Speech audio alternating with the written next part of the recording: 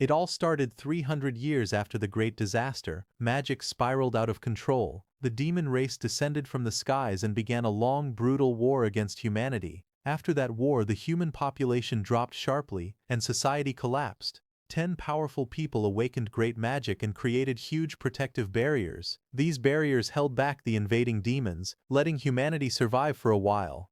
Humanity then entered a new age. When people reached adulthood, each person awakened a profession. The 10 original powerhouses turned their professions into inherited professions. Each of these inherited professions could exist in only one person at a time, becoming pillars for all of humanity. At Faihuan City, the sky was bright and clear. It was the year 335, April 1st, on the Cataclysm calendar. The profession awakening ceremony was about to start. A cart stopped in front of tall buildings, and someone called out that they had arrived. A young man named Feng stepped down from the vehicle and thanked his uncle Zhang.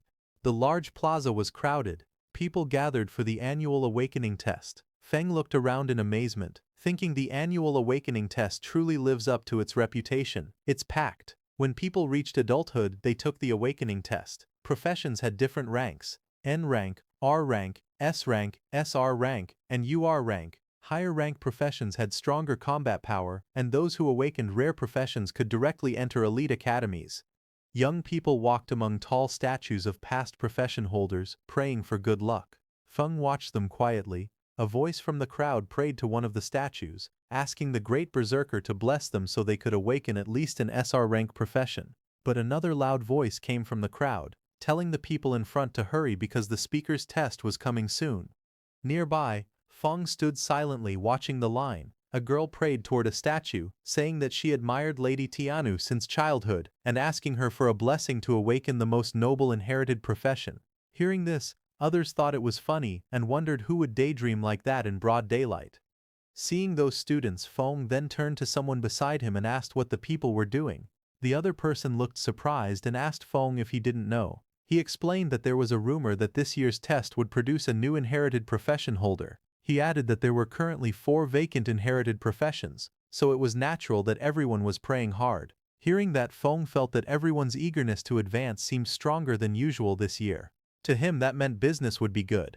Suddenly, bright magical fireworks burst in the sky, signaling the start of the testing. Someone shouted for everyone to hurry because the tests had officially begun.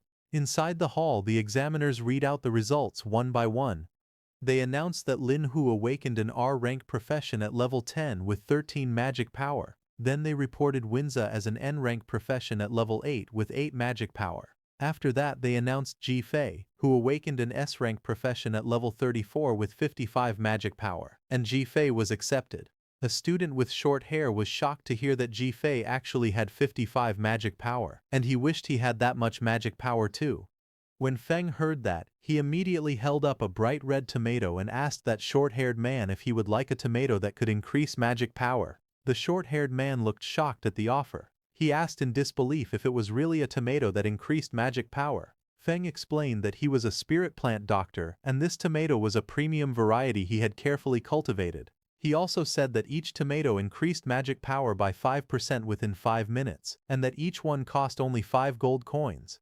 He then showed a bag filled with different spirit plants, tomatoes, long cucumbers, sweet potatoes and small yellow beans. He said that he also had hunger sweet potatoes that kept someone full for a whole day, fat-burning cucumbers, and strongman beans that increased attack power by 10%. Hearing that, 2 people nearby whispered among themselves. One of them wondered if this was a scam because he had never heard of spirit plants like these. Another person questioned how something could increase magic power and help someone lose weight. The short-haired man holding the tomato told them to just buy one and try it for themselves. He said they could check the buff effect after eating it, and complained that he was tired of eating energy bars every day. Feng leaned forward with a confident smile. He announced that it was first come, first served. He said the quantity was limited, and once they were gone, they were gone. Then he added that the first customer could try one for free. Hearing that, the short-haired man stared at the tomato in his hand with a doubtful face. He looked tense and unsure. He then took a bite of the tomato. His face was still hesitant, but he bit into it anyway. Right after eating it, his expression changed completely. He clenched his fists with excitement as a bright glow of energy appeared behind him.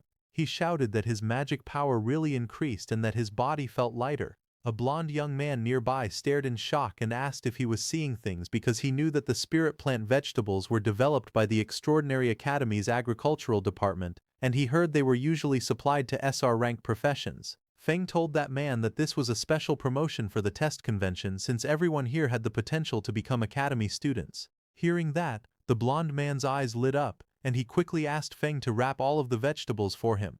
Hearing that, a small crowd gathered around to buy those vegetables and grew angry. One person complained loudly, saying he was here first. Another shouted that he wanted 10. Someone else praised the tomatoes, calling them extraordinary produce. Another excited person said that his magic power really did get a boost. Feng watched the scene with a small smile. He thought about his situation.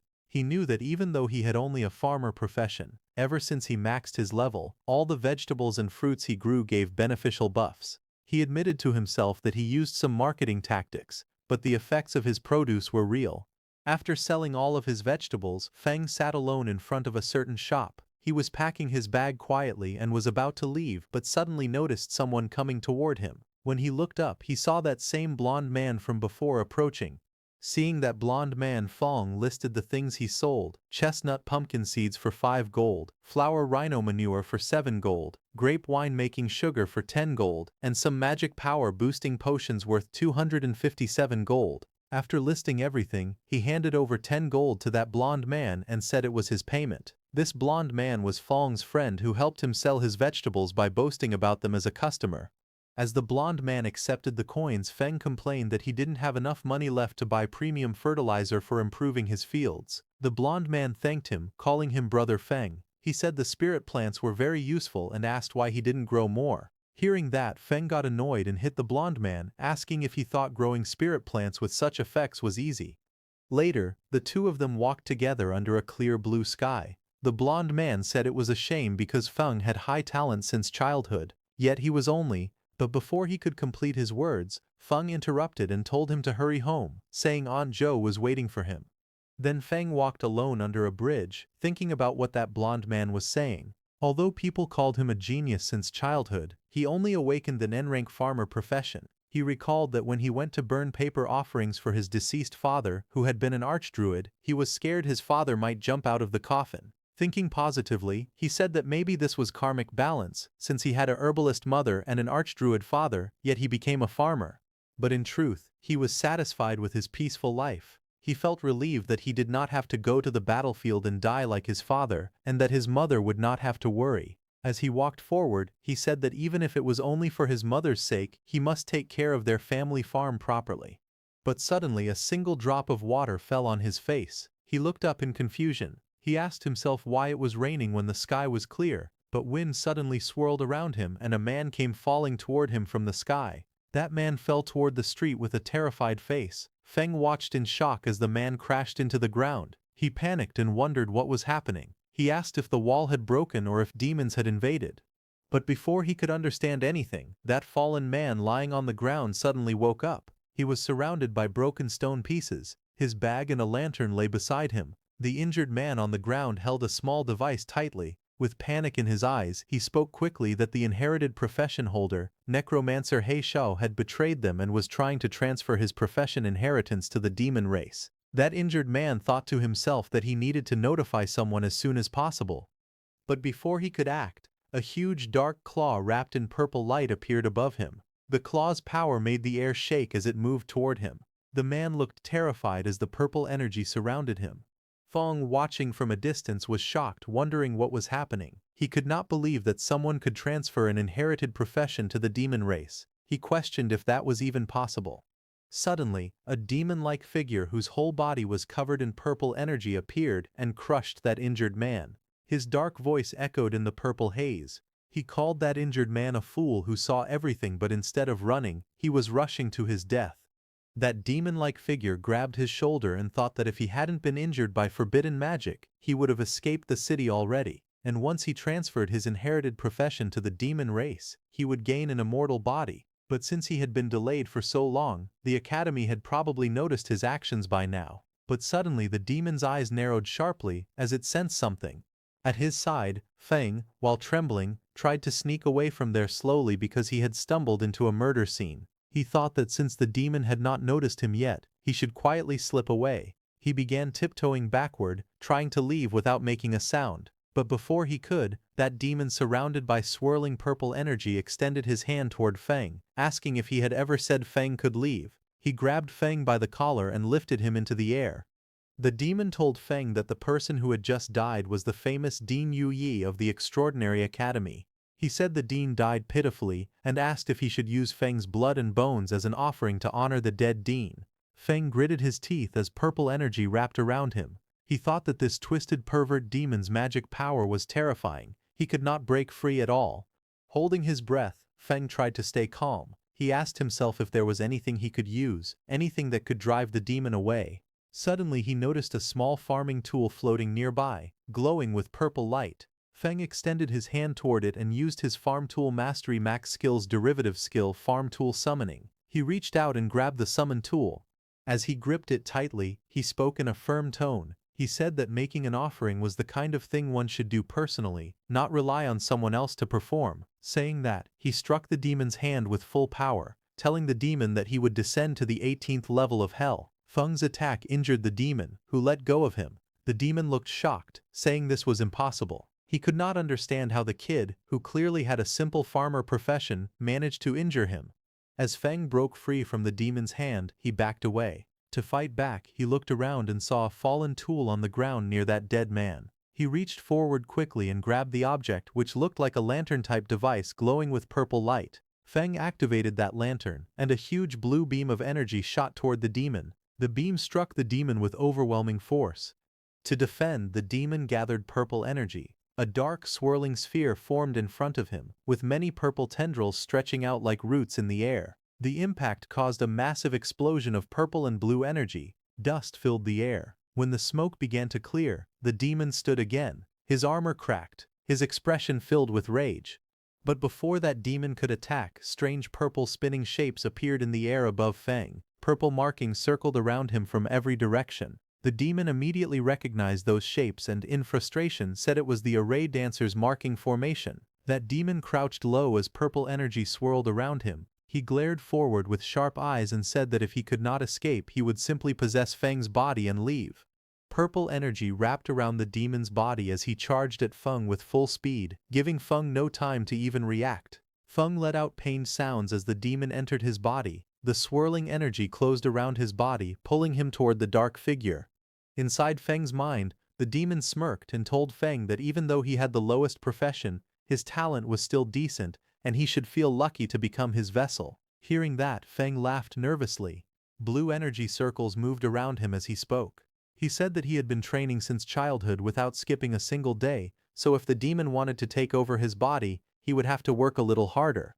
But the demon remained confident. His voice echoed again, saying that inferior was inferior, and his power was something Feng would never reach. And the next second, Feng fell to the ground. Purple chains of energy wrapped around him tightly. He looked down weakly and said it seemed like luck was not on his side this time.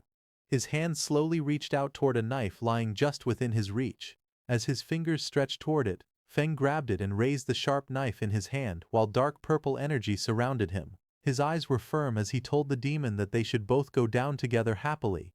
Hearing that, the demon became alarmed. He tried to stop Feng, asking what he was doing, but the next second, Feng stabbed himself hard in the stomach. Blood burst out as he held the knife tightly. He shouted that even if they both perished together, he would never give up his body. Feng's vision started to fade. In his thoughts he spoke to his father, saying he did not want to go over there and get scolded. His body fell to the ground. His eyes were closed, and purple energy wrapped tightly around him. But suddenly, a glowing golden light formed from his chest. The light grew brighter and brighter, spreading around him. That demon stared at the glow with fear and confusion. He wondered what the dazzling light was and asked himself if Feng's magic power was erupting. The next second, a blinding golden light burst open in the sky. The demon below looked up at it with shock as the golden beams spread out in all directions like glowing branches. Then that light wrapped around the demon's body. He stepped back in fear. His voice shook as he shouted that this could not be happening. He shouted that it was impossible. But more golden strands tightened around him. They spun faster and faster, forming a thick cocoon of golden lines around his entire body. The cocoon glowed even brighter, twisting with great force. In the next moment, a violent blast erupted from inside it. Purple power and shattered pieces flew out as something inside was destroyed. At that time, a purple system window appeared in the darkness. It displayed a message congratulating Feng, saying he had acquired a new talent, inherited profession, Necromancer. Then sometime later, Feng's eyes snapped open in shock while he was lying on the ground. He stared at his hands and his wounded clothes. With disbelief in his voice, he said he was still alive. Feng checked his body in confusion as he spoke. He said he could still control his own body, and wondered if the demon trying to possess him had failed. He sat on the ground with a calm face and opened his system status window. A glowing purple screen floated in front of him, and he read the information on it. Feng looked at the glowing screen with a serious expression as he read the details of his new abilities. His name was written on it along with his profession, Spirit Farm Master, Mutated/Unique. He looked at the screen with a calm and curious expression. Then he scrolled to another panel that showed the full list of his status information. His name was Lin Feng, profession, Spirit Farm Master, which was mutated and unique. He was level 1 with 300 strength, 300 constitution, 100 agility, 110 magic power, 100 spirit, and 300 luck points. His skills were rapid land clearing, efficient planting, rapid harvesting, yield increase, farm tool mastery at max level, undead affinity passive, transcendent growth basic, undead summoning basic, and soul extraction passive.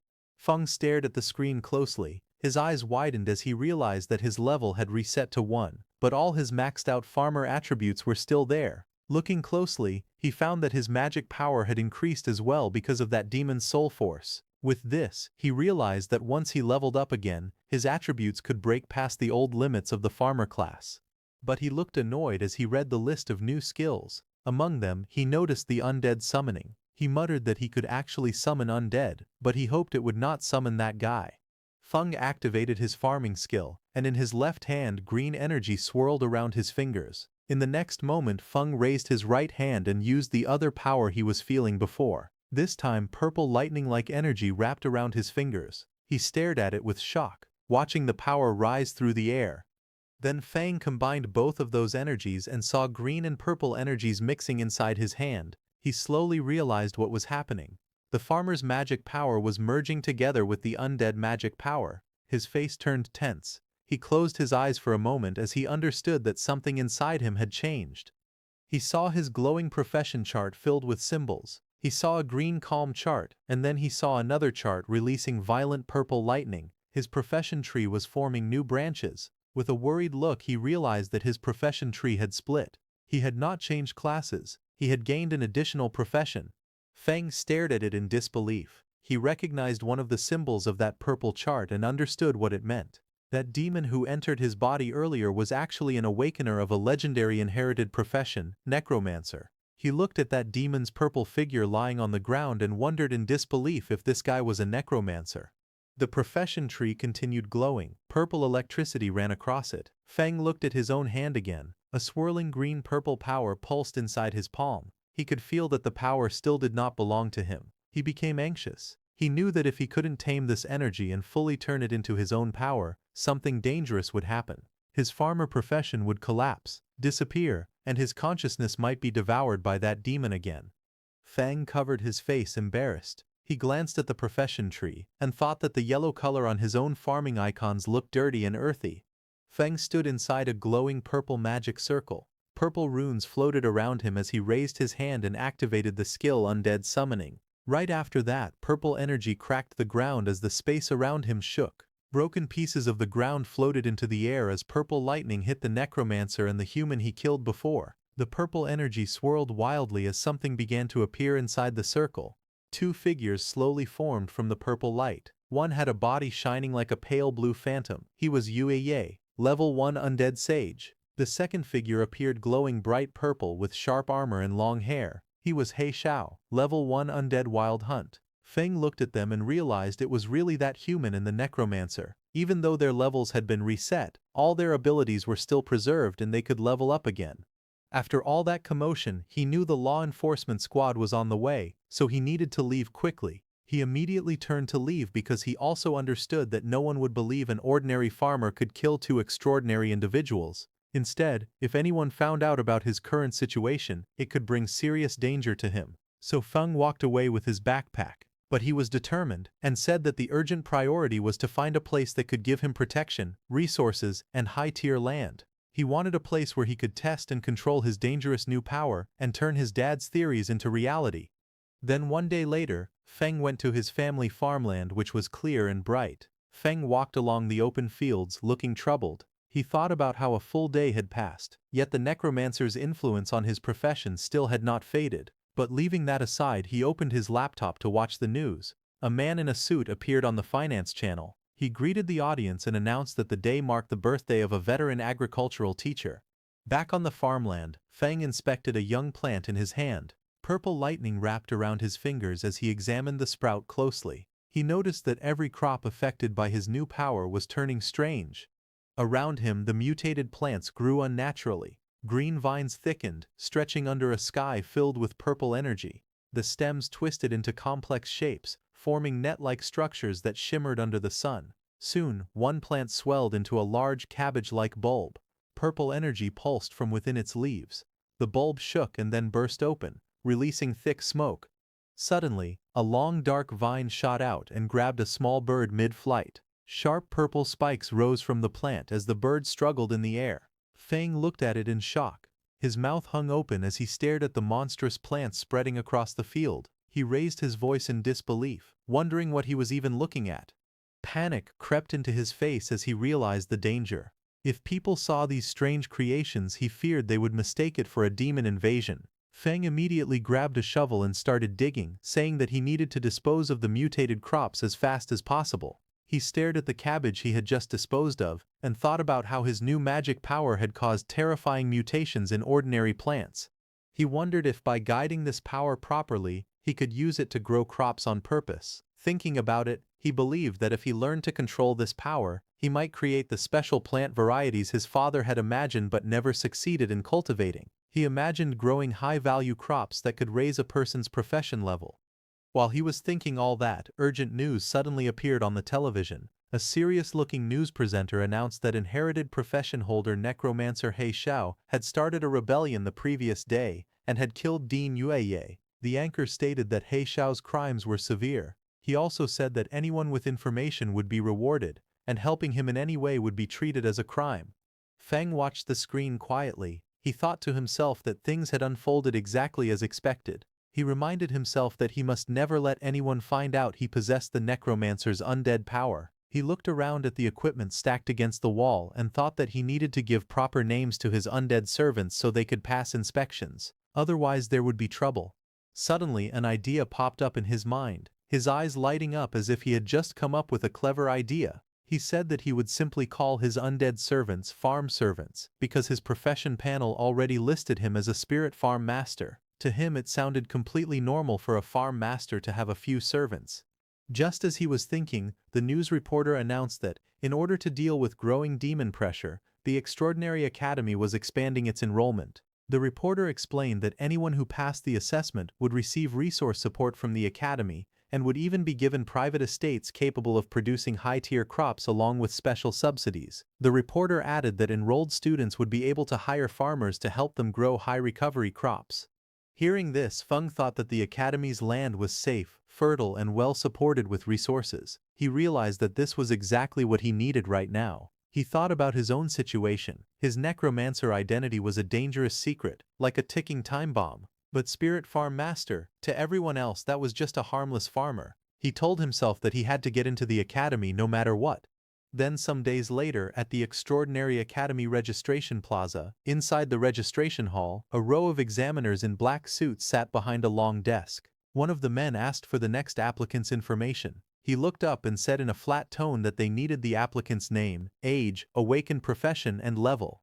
Feng stepped forward. He carried his backpack and calmly stated that he was 18 years old and that his profession was Spirit Farm Master, Level 1. Hearing that, one of the examiners repeated the words Spirit Farm Master with confusion. He scanned the documents in his hand and frowned. He said he had never heard of that profession and assumed it was another non-combat job trying to sneak in. He told Feng to release his profession aura. Feng lifted his hand and a green aura formed around it, swirling like spiritual energy. The examiner stared at it with disdain. He leaned back unimpressed and called it the garbage aura of a farmer profession. He waved dismissively and told him not to waste his time, then shouted for the next applicant. Nearby students began laughing loudly. One mocked the name Spirit Farm Master, asking if Feng had made it up himself. Another joked that it was hilarious for a level 1 farmer to even think about applying. They told him to go back to farming. More voices joined in, saying that Instructor Lee was right and that someone like Feng would only drag down the school's standards. They said they wouldn't even hire him to work their own fields. But Feng stood facing them without reacting. He looked toward Instructor Lee and spoke steadily. He explained that his profession was a mutated profession. He asked the instructor to give him a chance. He added that his fundamentals were solid and that he would not disappoint. But the instructor grew angry and shouted that solid fundamentals meant nothing for someone who was only level 1. He said a level 1 person couldn't possibly have any real foundation. Then he ordered the security guards to throw Feng out. Hearing that, Feng stepped forward calmly and reminded the instructor of the rules. He said the recruitment notice clearly stated that all professionals were allowed to take the test. He warned the instructor to be careful, saying he might even report him. Feng then held up his phone. With a smug look he pretended to call the supervision bureau and said there was a teacher refusing to let him take the academy exam. Hearing that, the instructor panicked. He rushed forward and grabbed the phone from Feng's hand. His face twisted in anger as he shouted at Feng. He threatened him, saying that if Feng dared to report him he would make him regret it. He also said he didn't believe a level 1 farmer could ever pass the exam. Nearby students whispered to each other. Some said that even if Feng was a farmer-type profession, the instructor's attitude was too much. Others said Instructor Lee's behavior seemed excessive. One of them mentioned hearing that the instructor failed a promotion exam and could only work at the admissions office now. Hearing them talking, the instructor shouted loudly at everyone. He told anyone who didn't want to take the test to get lost, his voice full of irritation as the crowd watched. Then sometime later, the group began walking behind the instructor. Feng followed among the other students. Soon they arrived at a huge building covered with giant twisted wooden roots. Many people stood outside it. The instructor looked back and spoke, telling Feng that he could still admit defeat now if he wanted. But Feng walked forward calmly and thanked the instructor for leading the way. The entrance was covered with wooden boards marked with warning signs. 2 glowing portals appeared on the ground, and Feng stepped toward them with the others. Inside the structure, Feng flew through the air, bouncing between the thick wooden roots. He managed to land on one of the roots and caught his balance. Feng narrowed his eyes and said that it was time to let the horned rabbits experience the terror of industrialized farming. He then sat down and pulled out a jar filled with orange powder. With a confident smile, he explained that this carrot essence powder was his newest creation. According to him, it could easily lure even level 20 mighty rabbits, so dealing with these low-level horned rabbits would be simple. He said it was a piece of cake. He then knelt on the ground, sprinkling the carrot essence powder carefully over the soil. A thin trail of powder spread out around him as he worked. Then immediately carrots grew on the ground. A few minutes later, a small pink-horned rabbit appeared. It sat happily among the grass with several carrots lying in front of it, looking excited as it stared at the food. But suddenly, Feng's powerful undead, covered in dark purple energy, rushed forward. Their attack hit the rabbit instantly, knocking it away with a burst of lightning-like force. Feng stood before his 2 summoned warriors. One was dark and sharp with blue and black armor, the other wrapped in glowing purple energy. He told them that waiting for rabbits was too slow and instructed them to listen carefully. He ordered both of them to make sure no one else saw them and to kill every horned rabbit that had been lured nearby. He looked determined and said they should kill as many as possible. Right after that, the 2 undead warriors burst out with bright blue and purple energy, shooting forward through the giant wooden roots. The purple undead used its massive sword and cut down many horned rabbits in one slice. Meanwhile, many horned rabbits flew into the air, trapped inside glowing blue bubbles. The dark blue armored undead floated among them, controlling the swirling energy around the captured rabbits. And then, with a flick of his finger, he killed all of them. Feng watched them and whispered to himself that the 2 undead following him were still incredibly strong, even though they were only level 1. He felt he had really gotten lucky. But suddenly, a loud bell rang and a voice announced that time was up. Outside, Examiner Lee in a black suit stood before the big tent and ordered all examinees to come out and hand in the rabbit horns they had collected. Students lined up to submit what they gathered. Examiner Lee shouted at each person harshly. Someone who brought 2 horns failed. Someone with 3 also failed. Another person with none was told to get as far away as possible. Some students complained that rabbits were usually easy to find, wondering why they were so rare this time. Another student said that getting 4 horns was decent because many people didn't find even one and would have to wait for the next recruitment. Then Feng stepped forward. Examiner Lee looked at him with annoyance and called him trash, saying he probably didn't have a single horn and should hand over whatever little he had. But instead of answering, Feng raised his hand, and a glowing green magic circle formed around his fingers as he opened his inventory with a confident smile on his face. The next moment, a huge wave of pink-horned rabbits came crashing into the tent like a tidal flood. Dozens upon dozens of fluffy bodies piled up, burying the rude examiner under them until only his arms and legs stuck out. Other students stared in shock as the rabbits kept tumbling forward, filling the entire space. Feng stood calmly in the background, watching the chaos he had created. Examiner Lee and the staff member beside him looked at those rabbits in shock. Feng smiled slightly and told them that he had a total of 500 horned rabbit horns. He politely asked if they wanted to count them. The examiner's face twisted in disbelief. He stuttered in panic and accused Feng of cheating, but suddenly, the teaching director appeared. He stepped forward with a stern expression and scolded the examiner, asking how someone his age could still bully a child. The examiner froze and nervously asked why the director was there. The director said that if he hadn't come, all of his pet rabbits would have been wiped out by people with no professional ethics. The director then looked at Feng and told him that he had passed the preliminary test. Hearing that, Feng bowed deeply toward him and thanked him for being fair. But when the director saw Feng's face, he got shocked. He stared closely at Feng and said that Feng gave him a familiar feeling and asked if Feng knew why. Hearing that, Feng's eyes narrowed slightly. A tiny bead of sweat slid down his cheek. He stayed silent, but his expression showed clear unease. He walked back as his thoughts surfaced. He wondered if he had been exposed. His face hardened with worry as he looked ahead, unsure of what the director had figured out. The teaching director stood in front of Feng with a calm expression. He looked down at Feng and asked what his relationship was with Professor Lin Xie. Hearing that, Feng's eyes shifted slightly. He sighed, thinking to himself that it seemed the director hadn't discovered his class ability. Feng then relaxed and calmly said that Lin Xie was his father, and asked if the director knew him. Hearing that, the director's expression softened. He leaned forward with interest and said that Feng was the son of an old friend. Judging from the situation, he assumed Feng was planning to enroll in the school. The director then asked if there were any difficulties and, as his uncle, offered to pull some strings for him. But before he could continue, a woman with long pink hair stepped forward. She wore glasses and a white dress. She coughed and told the director that everyone was watching. Hearing that, the director turned around and saw a group of students standing behind him, staring and whispering among themselves. The director muttered that he was only expressing his thoughts. He then looked back at Feng and said that he had some business to handle. He promised that once Feng enrolled, he would personally show him around the school.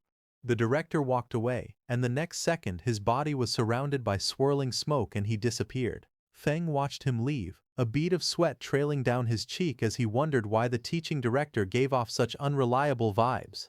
Then that pink-haired teacher stood in front of the gathered students. She raised both arms and announced that the students who passed the prelims should follow her. She then told the ones who didn't pass not to be discouraged, promising that there would be more chances next time. The scene then shifted to a large meeting room inside the Extraordinary Academy's solar branch. Several people in suits sat around a long table while a man at the front prepared a briefing. A man with long hair stood before a large display board filled with silhouettes and images. He explained that Dean Yue and He Xiao had gone missing at the same time. He said Dean Yue had likely discovered He Xiao's secret and had been spotted during the pursuit. He continued, saying the two eventually perished together, but there was still an unknown mastermind who had taken He Xiao's legacy talent. With growing excitement, he declared that if they found the person who took the undead talent, they would uncover the truth behind everything. He pointed at the display board and insisted this had to be the answer. Hearing him, another man grabbed his head in frustration. He told the excited man, named Tuka, that they understood he wanted to earn merit, but asked him to stop making brainless guesses. Hearing him, Tuka slammed the table. His voice shook with anger as he shouted that none of them believed him. He warned them to just wait, because he would definitely find the evidence.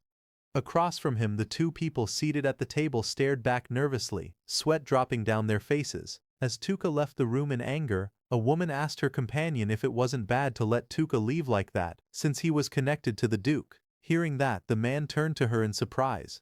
But suddenly the teaching director stepped forward through swirling white energy. He said it was better that the troublemaker was gone because the Solar Academy existed to train real elites, not to give out empty positions. The director then explained that a mission had been issued from above. Once He Xiao was found, he must be killed on sight. He asked if the two officers understood. The woman hesitated and asked what they should do if He Xiao was already dead. The director looked away and said that maybe He Xiao had changed his appearance. So anyone who used necromancer skills, he said coldly, would be wiped out completely.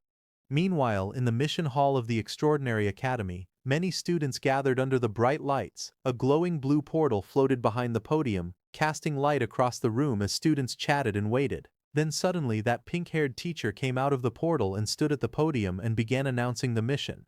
She stated that the re-examination task required all new students to clear a level 5 special dungeon called the Magic Horned Beast Lair, located outside the city. She also announced that the time limit for the mission was only 3 hours. Hearing her, the crowd in front reacted with shock. Some students panicked, saying they were only level 4 or 5, wondering how they could possibly finish such a dungeon in such a short time. One boy asked if anyone could actually do something that difficult. Another said grinding down the final boss might be possible, but completing everything within 3 hours seemed too hard. The pink-haired instructor smiled calmly. She told them that they were not required to clear it solo. She explained that they were allowed to form parties, but each team could not exceed 5 members. After forming a group, they had to return and register their starting time. Hands immediately shot up throughout the hall. Some shouted that their team of 4 needed one strong frontline warrior. Others called out that they were elemental mages with explosive damage. A girl introduced herself as Zhou Nanliang and asked if any strong seniors would be willing to carry her. Among the lively crowd, Feng stood off to the side, carrying his backpack. He looked down at a glowing system screen in front of him, reading the mission details displayed on it. While Feng was standing quietly, suddenly a pair of red high-heeled boots stepped toward him. Feng lifted his head slightly, noticing someone approaching. A pink-haired girl with twin buns stood in front of him, smiling warmly. She introduced herself as a level 7 magic class student. She told him she had watched his prelims and saw how he managed to kill so many magic-horned rabbits. She said he must be very amazing and politely asked if she could team up with him. Feng listened calmly. In his thoughts, he noted that a level 7 student was definitely strong enough to solo the dungeon. He thought that if he were still just a farmer class, he would happily accept such an invitation. But his necromancer abilities absolutely could not be exposed, so he needed to avoid teaming up. He rubbed the back of his head with a relaxed smile and told her he preferred acting alone, gently refusing her offer. Hearing that, the girl kept her pleasant expression and wished him a smooth clear. She then turned and walked away in her red heels. Feng also walked off in the opposite direction, ready to face the mission alone. He went to that pink-haired instructor and leaned over the counter. When she heard that he wanted to go alone, she told him that this dungeon's difficulty wasn't low, but Feng said it was fine and asked her to give him the mission directly. Next, she handed him a scroll. As she did, she guessed that he wanted to solo the dungeon for its special solo reward, the Black Bear Gallbladder. She explained that the reward was a huge boost for low-level students like him, but warned that he still needed to understand his limits. Feng accepted the scroll with a small smile and thanked her for the reminder.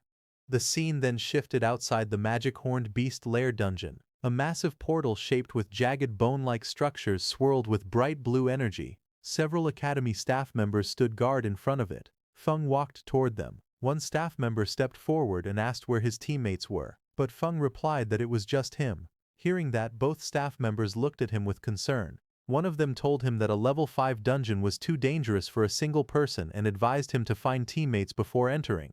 But Feng held the rolled mission scroll in his hand and looked straight ahead. He calmly told the examiners that the rules allowed a solo entry. The 2 staff members standing near the dungeon gate whispered to each other. One of them guessed that Feng probably wanted the solo reward, the Black Bear Gallbladder. The other said that Feng had guts, but he should first think about whether he had the strength for it. Left with no choice, they let him go. As the glowing entrance activated, one examiner looked at him again and softly wished him good luck. Inside the dungeon there was a huge cavern filled with countless round eggs of different colors, scattered across the rocky ground and piled between jagged walls. A path led deeper into the lair. Feng walked forward as the blue energy light of the dungeon entrance disappeared behind him. He stepped inside with a calm expression. Immediately, two lizard-like monsters with long tongues crawled toward him from the front. He looked at them quietly and thought to himself that level 3 and level 4 monsters were no threat to him now that he was level 6. Feng summoned his undead, who immediately rushed with flashes of blue and purple energy and killed those two lizard monsters. But suddenly, more monsters rushed toward him. He looked around at their growing numbers and sighed internally. The manual had warned that the dungeon contained many monsters, but seeing this amount in front of him felt like far too many. The Feng stared at a massive cave filled with countless glowing red eyes peeking through the darkness. Lizard monster eggs covered the floor and walls around him. He looked at the sight calmly and said that this was a perfect time to try the new summoning method. A bright surge of purple lightning burst around him as he raised his hand and activated his skill, Undead Summoning. The lightning twisted through the air as monstrous shapes began forming. Moments later, those two lizards who were killed by Feng's undead before turned into lizard undead and appeared before him. Their bodies glowed with blue flames, their forms flickering like shadows as they waited for orders. Standing confidently, Feng pointed forward and commanded them to charge. From afar, the undead rushed out like a storm. Blue and purple energy streaks filled the entire passage, shaking the surroundings.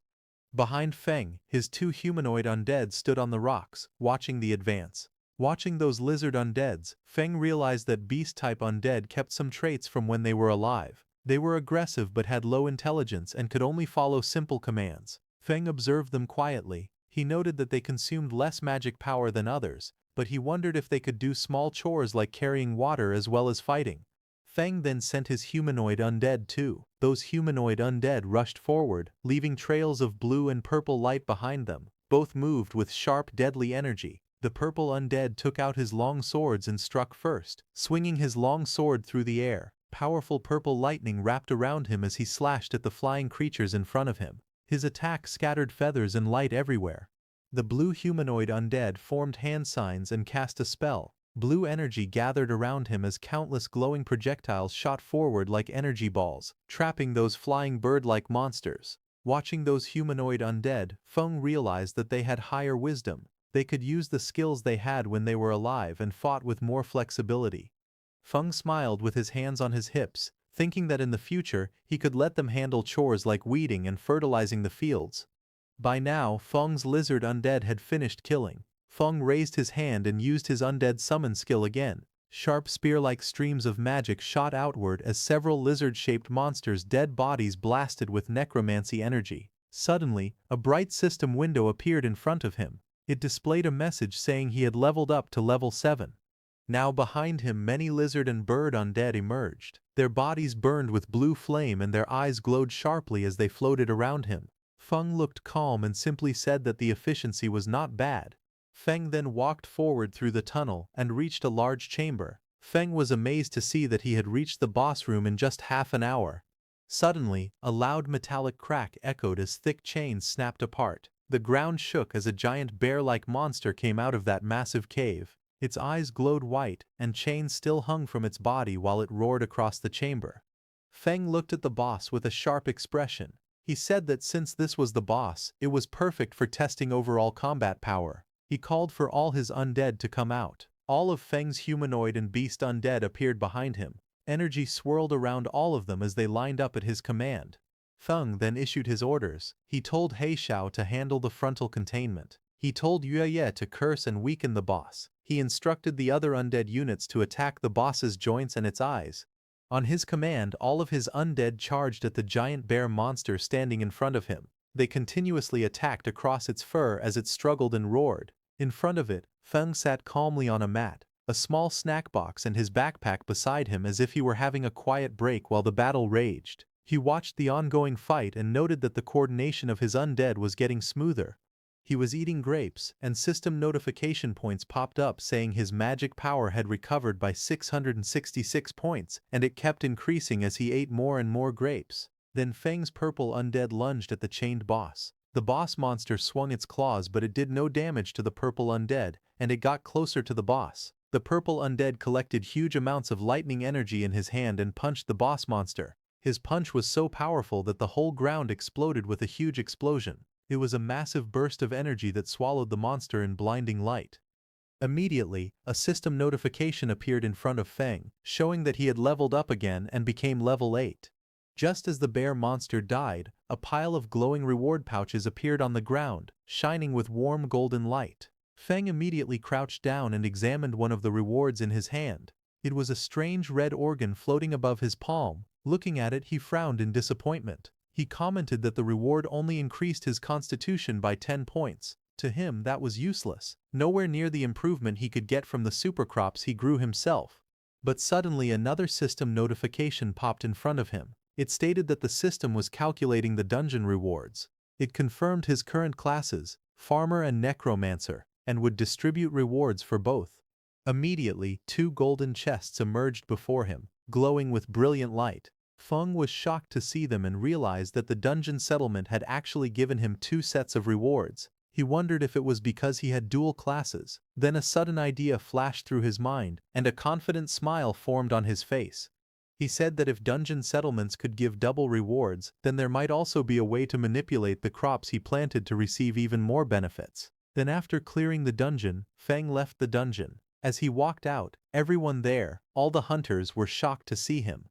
One of them muttered in shock, asking if he had really finished the dungeon alone. 2 of the hunters whispered among themselves, their voices filled with doubt. One shouted that it was impossible. Everyone knew how dangerous the inside of that cave was. There was no way he had cleared it alone. He claimed that Feng must have hidden inside just to save face and never gone deeper. Another hunter added that it didn't make sense, his clothes were spotless. There was no way someone that clean had fought through a swarm of magic beasts. But Feng didn't care what they said. He went to the mission center and handed over the mission scroll to that pink-haired teacher, saying he was there to hand in the mission. The pink-haired teacher checked the dungeon scroll in her hands, and a green confirmation mark appeared on the screen, confirming that he had completed the mission. Seeing that, the pink-haired teacher's eyes widened in shock. She couldn't believe that he had actually passed, and that he had done it completely solo. Food smiled softly. His expression remained composed, confident, and quietly satisfied with his achievement. Inside the academy's mission hall, the pink-haired instructor took the mission completion scroll from Feng. Her expression was calm yet serious as she spoke to Feng standing across from her. She said she would submit the scroll to the academic affairs office, but warned him that clearing a dungeon alone was still far too reckless. She added that if a freshman were to die in a dungeon right after entering the school, it would become a serious problem. Feng listened quietly, his usual composed smile returning. He nodded and replied respectfully that he understood and thanked her for the reminder. The instructor adjusted her glasses and smiled softly. She told him that the final instructor interview would soon begin in the academy auditorium and advised him to take some rest before then.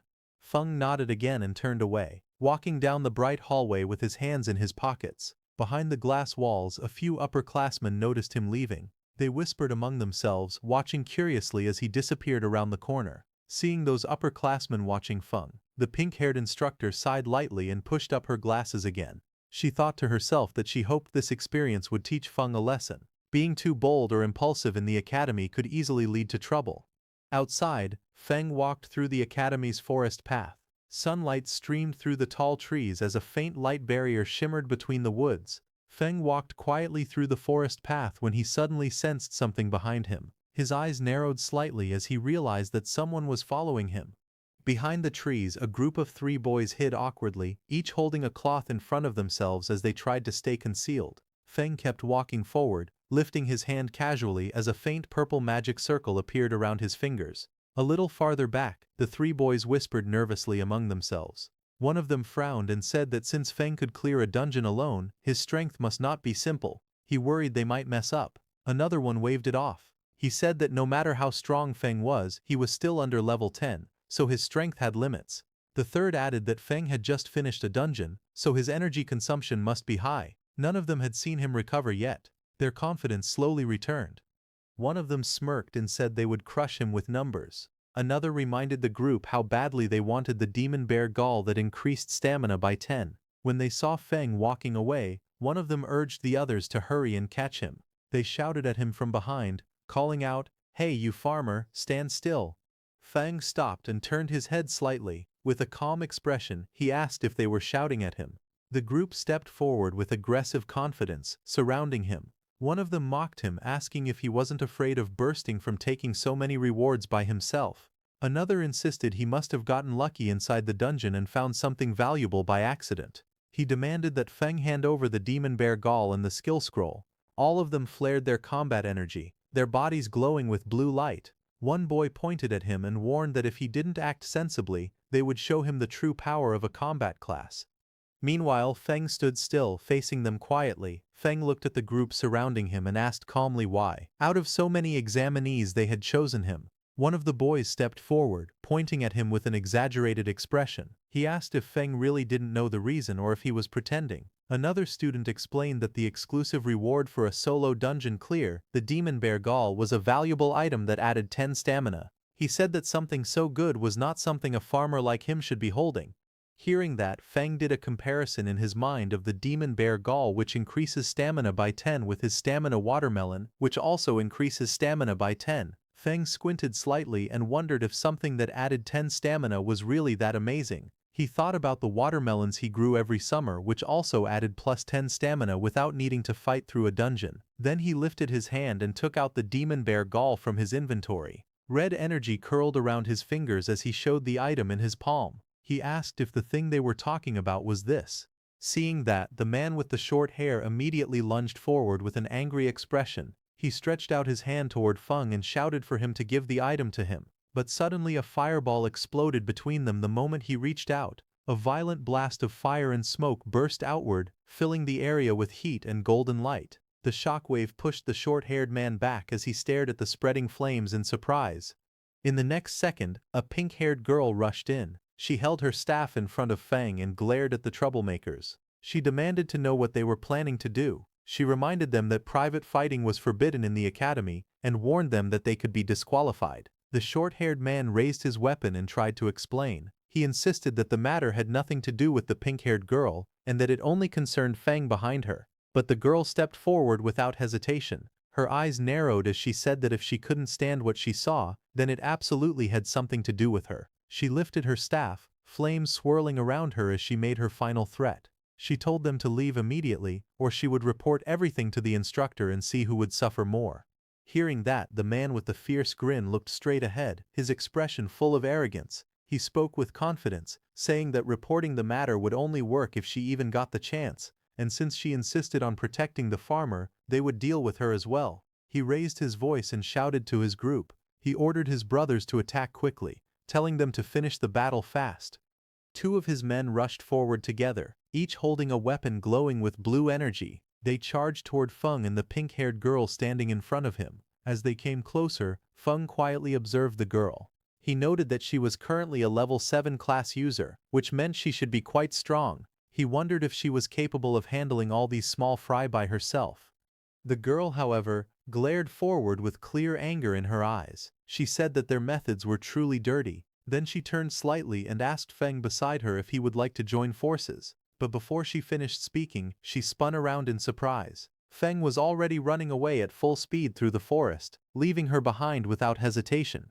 As she watched him escape, Feng threw something toward her. It was the red glowing demon bear gall. She reacted instantly and caught the demon bear gall smoothly with one hand. Her eyes widened slightly as she stared at the item she now held. The red energy curled around her fingers. Feng raised his hand with a bright smile on his face. He thanked the pink-haired girl politely and said that the thing he gave her now belonged to her. Before the pink-haired girl could even react to what had just happened, those three men rushed toward her with furious expressions. Their bodies glowed with blue energy as they leapt forward. Seeing that, the pink-haired girl shouted loudly, wondering why everything had suddenly turned into her being robbed when she had just come to help Feng.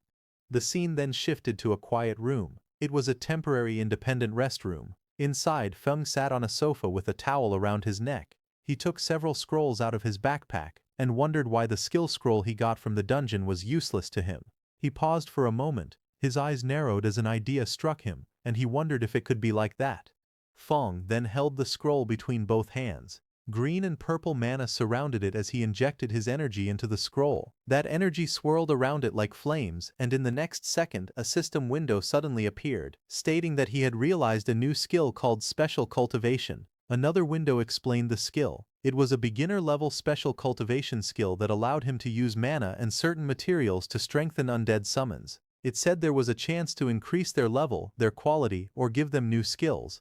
Seeing the system notification, Feng jumped in happiness, saying it really worked. He explained that the scroll required mana from both of his classes at the same time in order to activate. Feng then summoned all his undeads. The tall shadowy figure of the largest summon stood in front of Feng, its body wrapped in purple and blue lightning. Feng stood shirtless in front of them. He lifted his hand with confidence and told them that it was time to test the new skill.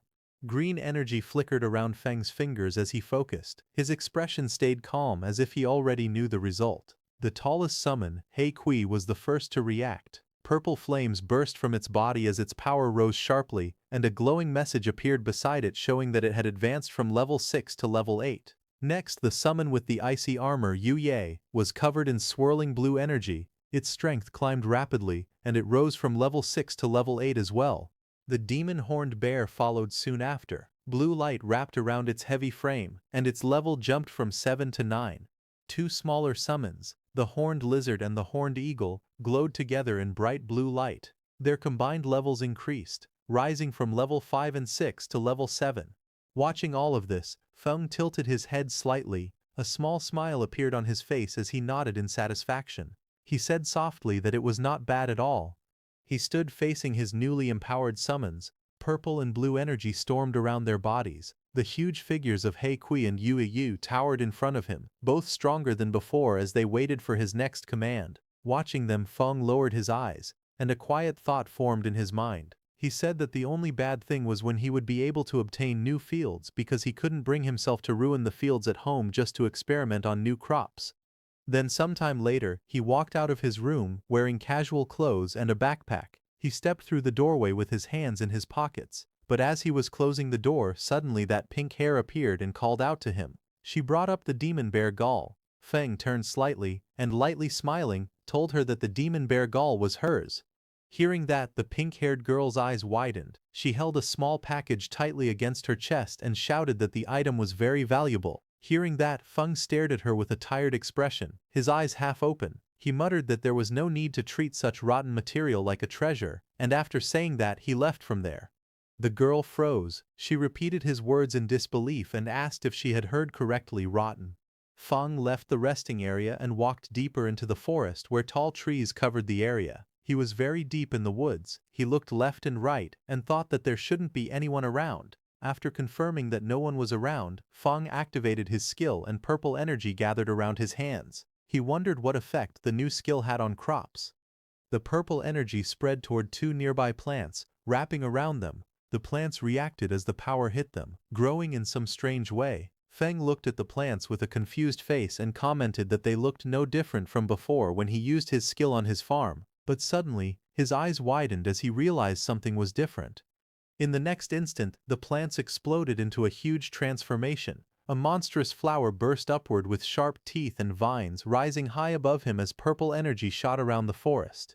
Feng's expression was filled with surprise as he looked at the plants in front of him, asking if these two crops could actually move. His eyes were wide and he seemed unable to believe that the crops could really move on their own. Elsewhere in the forest, another figure sprinted across the treetops with great speed. The spirit energy detector in his hand glowed and he shouted that the energy reading was getting closer. That man was Tuka, who landed on another high branch. He checked the readings again and said that his guess was right. There was the aura of a necromancer somewhere in the area. A moment later, Tuka reached the forest path. Just as he walked forward, he noticed Feng with a backpack passing by. Tuka suddenly stopped and turned around quickly, staring at Feng. Then he reached out and grabbed Feng by the shoulder, stopping him. With a suspicious look, he asked if Feng was a farmer because he looked like one judging his clothes. Feng leaned closer and asked Tuka if a farmer had provoked him. Tuka's face then shifted into a look of mild disgust, his eyebrows tightening as he examined Feng in silence. Then Tuka raised his voice calling Feng. Farmer demanded to know if he had seen a strange person appear nearby. Hearing that, Feng lightly touched his chin and answered that he actually had. Hearing this, Tuka leaned forward in excitement and urgently asked where the person was. Feng lifted his hand and pointed directly at Tuka standing in front, saying the strange person was right there. Hearing that, Tuka froze for a moment, then his expression turning red with anger. Flames rose behind him as he shouted, asking how dare Feng humiliate him. He angrily declared his status, an elite of Sunwheel Academy and the nephew of the Iron Lion Duke. His rage only grew stronger. He yelled that a lowly farmer dared to be rude to the nephew of a duke. Fire wrapped around his arm as he swung his fist forward, shouting that he would kill Feng. Tuka transformed into a wolfman, his body surrounded by violent green energy. He shouted that the lowly farmer would pay for his stupid words and actions. The green aura surged wildly around his body as rocks and debris were thrown into the air. Feng was pushed back by the impact. He crossed his arms in front of his chest and planted his feet firmly on the ground. Stones shattered and dust burst upward around him, but he remained standing. His expression was calm and his eyes were cold. He stated that the farmer Tuka looked down on could defeat him with one hand. Tuka laughed and lunged forward with glowing green energy swirling wildly around his body. His claws were raised as he charged straight toward Feng.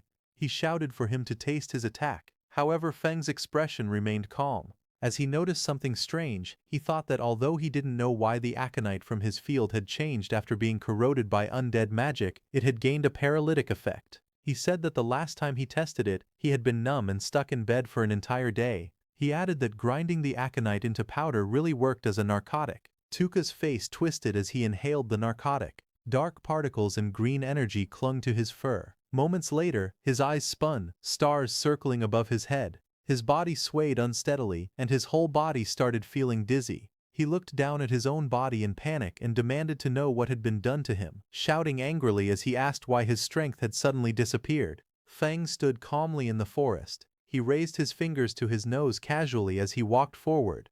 With a calm expression, he said that it was just some common aconite powder from the fields. Then he leaned forward, green energy flowing around his arm. With a calm but sharp expression, he said that this was the kind of power farmers had. In the next moment, green streaks burst forward. The attack struck the beast directly, slamming into its body and overwhelming it before it could react. Later, the scene changed. The former elite Tuka hung helplessly from a tree, his hands tied above his head. His shirt lay discarded on the ground, and he was left wearing only his shorts. His body looked weak, and his eyes were dull. Not far away, Feng stood quietly and mocked him, saying that he could not even beat a farmer yet still dared to call himself an elite. As he turned to leave, Feng calmly told him to enjoy cooling off there for a while. He added that when someone eventually found him, he should consider it a lesson learned.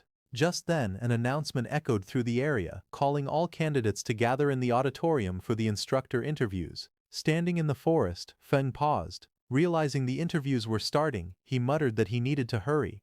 The scene then shifted outside the Extraordinary Academy auditorium. Groups of candidates stood around, quietly whispering among themselves. As Feng walked forward calmly, voices followed him. Someone whispered that he was the one who had solo cleared the level 5 dungeon. Another voice replied that they heard he only ran away and leeched off women. Unmoved by the whispers around him, Feng continued walking toward the auditorium with an indifferent expression. Among the gathered candidates, someone spoke in a low voice, saying that compared to Xian and Bogu, he was far worse. Another voice followed, saying that he might be strong compared to normal candidates, but as level 5 elites they already had the advantage. Nearby, a pink-haired girl stepped forward and handed something to Feng, telling him that it was his. Feng scratched the back of his head and smiled faintly. He leaned forward and told her to keep it, saying that it was really useless to him. Later, Feng walked through the crowd while eating casually. A notification appeared above him, showing temporary stamina +2 twice. Looking confused, he thought to himself that he truly did not understand why people treated that kind of thing like a treasure. Inside the auditorium, the scene was marked as the instructor interview site. Several instructors sat behind a long desk, watching quietly. A voice explained that during the interview instructors choose students, but students also choose instructors. It was said that students and instructors bring out the best in each other. The instructor then announced that he would call students by name to come forward. He called out the first name, Xian. Xian stood up among the seats and introduced himself. He said that his name was Xian and that he was a level 6 Earth-type warrior. He then spoke again, saying that this was his current ability. As he finished speaking, a large battle armor appeared, surrounded by glowing energy. One of the instructors leaned forward and spoke. He said that it was not bad and introduced himself as a level 44 Earth-type berserker. He then asked Xian how about becoming his instructor. Xian reacted immediately and said that he would be honored. After that, the instructor announced the next name and called Yingwu forward. The instructor looked down at the list and called out the next name, saying it was Lin Feng. Lin Feng stood up from his seat and walked forward calmly, moving past the other candidates. As he stepped into the center, he introduced himself.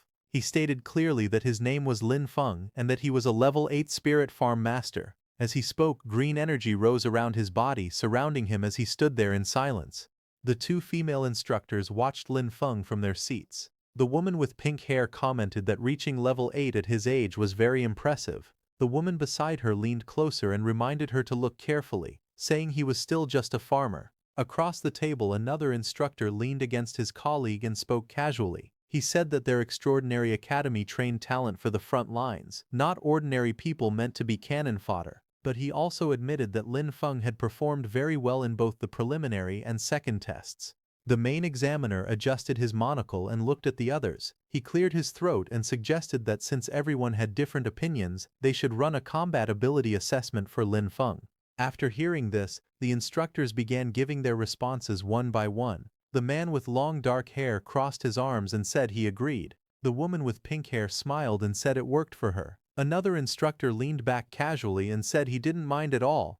Lin Feng stepped forward as the examiner called out to him. Green energy swirled around his feet while the examiner asked if he was willing to take the combat test. The examiner added that their goal was to train people who could fight demons on the front lines, and without combat ability, things would be difficult. Lin Feng lowered his head slightly, thinking to himself. He said that his current combat strength wasn't very high, and he wanted to fight without exposing his necromancer abilities. Lin Feng lifted his head with a small smile and agreed. The scene then shifted to a large open space that had been temporarily marked inside the auditorium. Students and instructors stood around the edges, watching as Lin Feng walked to one side of the marked area. On the opposite side, a tall man waited for him. The instructor explained the rules with a wide grin. He said that the evaluation was simple. Lin Feng only needed to last 5 minutes under his attacks, and if he managed that, it would prove he had talent for combat. As the match began, bright golden energy burst out from the instructor's body. The force spread across the arena, shaking the air as powerful waves of pressure shot in every direction. Students nearby bent down under the weight of it. Some trembled as they struggled to stay balanced. One of them gasped, saying that this was the pressure of someone above level 40. Another said he could barely breathe. But when they looked toward Lin Feng, they saw him crouched lightly on the ground. His posture was steady, and his expression stayed calm. Someone watching said in surprise that Lin Feng looked completely fine. The instructor smiled proudly as he looked at Lin Feng. He told him that just for enduring the pressure, he had earned his respect. Then he opened his stance and said that Lin Feng should use all his power and attack with everything he had. Lin Feng lowered his body, steadying himself against the golden pressure. He thought to himself that the pressure from a level 44 fighter was intense, but he could still endure it for now. A glowing green orb formed in Lin Feng's hand as vines of nature energy swirled around him. He stretched his arm forward and called out for his servants to come out. Green light burst upward. As the shapes formed, Lin Feng realized something.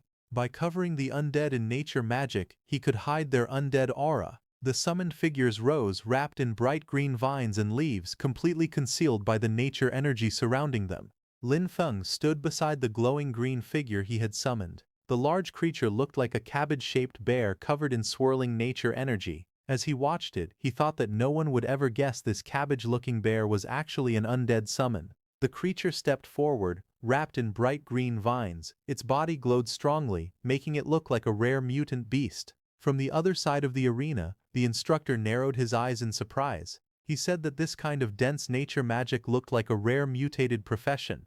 A smile grew on the instructor's face. He raised his curved blades, lightning-like energy dancing around them. He called out to Lin Feng, saying it was interesting and telling him to come at him. The green cabbage-like bear rushed forward, its body wrapped in bright nature energy. Across from it, the instructor charged in with yellow flames swirling around his weapons. Both figures clashed in the open courtyard, their energies filling the space. Bright streaks of green and yellow flashed everywhere as the two forces collided. The instructor swung his blades with great force while the glowing creature pushed back with its nature power. In the next moment the instructor went flying upward. His face twisted as he let out a loud scream and charged straight at the cabbage-like bear. Bright yellow sparks burst around the green creature as the instructor's attack struck it again and again. Even while taking heavy blows, the glowing cabbage-like bear stayed standing, its body shaking from the impact. One of the instructors watching from a distance looked surprised. He said that any normal summon would have disappeared by now, but this one was still holding on. The green creature then roared and rushed forward, pushing through the attacks. Yellow and green energy clashed wildly as it charged straight at the instructor, refusing to fall no matter how badly it was hit. One of the instructors looked at the battlefield with sweat running down his face. He asked calmly if Old G was starting to get tired. Lin Feng stood nearby with a relaxed expression. He thought that his summons were undead, so they didn't feel pain or complain. He said that small injuries could be healed easily with a bit of magic. Old J watched Lin Feng and wiped away sweat. He admitted to himself that he originally wanted to show off in front of the students, but now he realized Lin Feng had real talent. He thought that he would need to get serious. Old G then looked directly at Lin Feng. He told him that he would compensate him for the destroyed summon, and asked him to watch closely. The instructor explained that normal summoner professions had to pay a price to make a contract with their summons. If the summon was destroyed, it disappeared, and the contract ended. The instructor activated a powerful skill. Golden energy exploded around him as the words Berserk skill Bloodthirst appeared. He rushed forward with overwhelming force and struck Lin Feng's green summon. The impact shattered the creature's body. Pieces of green energy scattered everywhere as the instructor stood in the center of the blast, holding his curved weapon. After the attack finished, the instructor stood proudly with his arms crossed. Golden flames wrapped around his entire body. He looked completely confident, satisfied with the result of his strike. The instructor looked at Lin Feng and spoke with a mocking smile. He said that losing a summon must hurt and told Lin Feng to go ahead and cry. He added that he liked straightforward, emotional students the most. Lin Feng stood behind him with one hand near his eye, pretending to wipe away a tear. But in the next moment, green energy slowly rose around him. His face turned calm and blank, showing no sadness at all. The instructor stared at Lin Feng in confusion. He wondered why the boy didn't look upset at all. He questioned if Lin Feng was so overwhelmed that he had gone past the point of showing emotion.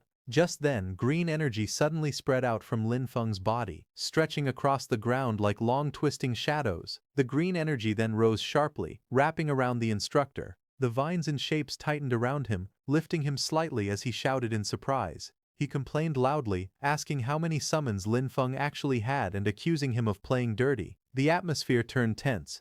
A burst of golden energy exploded around the instructor. He destroyed the green energy wrapped around him and the force pushed him backward. He shouted in panic as the green power twisted violently through the air. A moment later, the examiner stepped forward and raised his hand. He calmly told them to stop. The instructor relaxed and Lin Feng stood off to the side, his ghostly blue summon fading beside him. The examiner then faced Lin Feng with a composed expression. He said that Lin Feng had proven himself and was now qualified to become a student of Extraordinary Academy. He continued speaking, explaining that all nature-type instructors were currently on rotation at the front lines, so for now there was no teacher available to guide him yet. Lin Feng looked calmly at the examiner, a faint glow of green energy still drifting around him. He asked what would happen to his cultivation resources. The examiner faced him and answered without hesitation. He said the academy would never shortchange any student's cultivation resources, and that Lin Feng would receive everything according to the standard. The man then adjusted his monocle and continued speaking. He explained that, because Lin Feng was an outstanding student in this exam, he was allowed to make one request to the academy. Lin Feng's expression shifted as he listened. A faint light flashed in his eyes, and he murmured that freedom and cultivation resources together were basically heaven. In the next moment his tone became cheerful. He stood before the examiner with a bright, almost childlike smile and said that he wanted a plot of land. The examiner froze. He stared at Lin Feng with a confused expression. With disbelief on his face, he asked if Lin Feng really didn't want rare resources, high-grade gear, or top-tier items and only wanted land.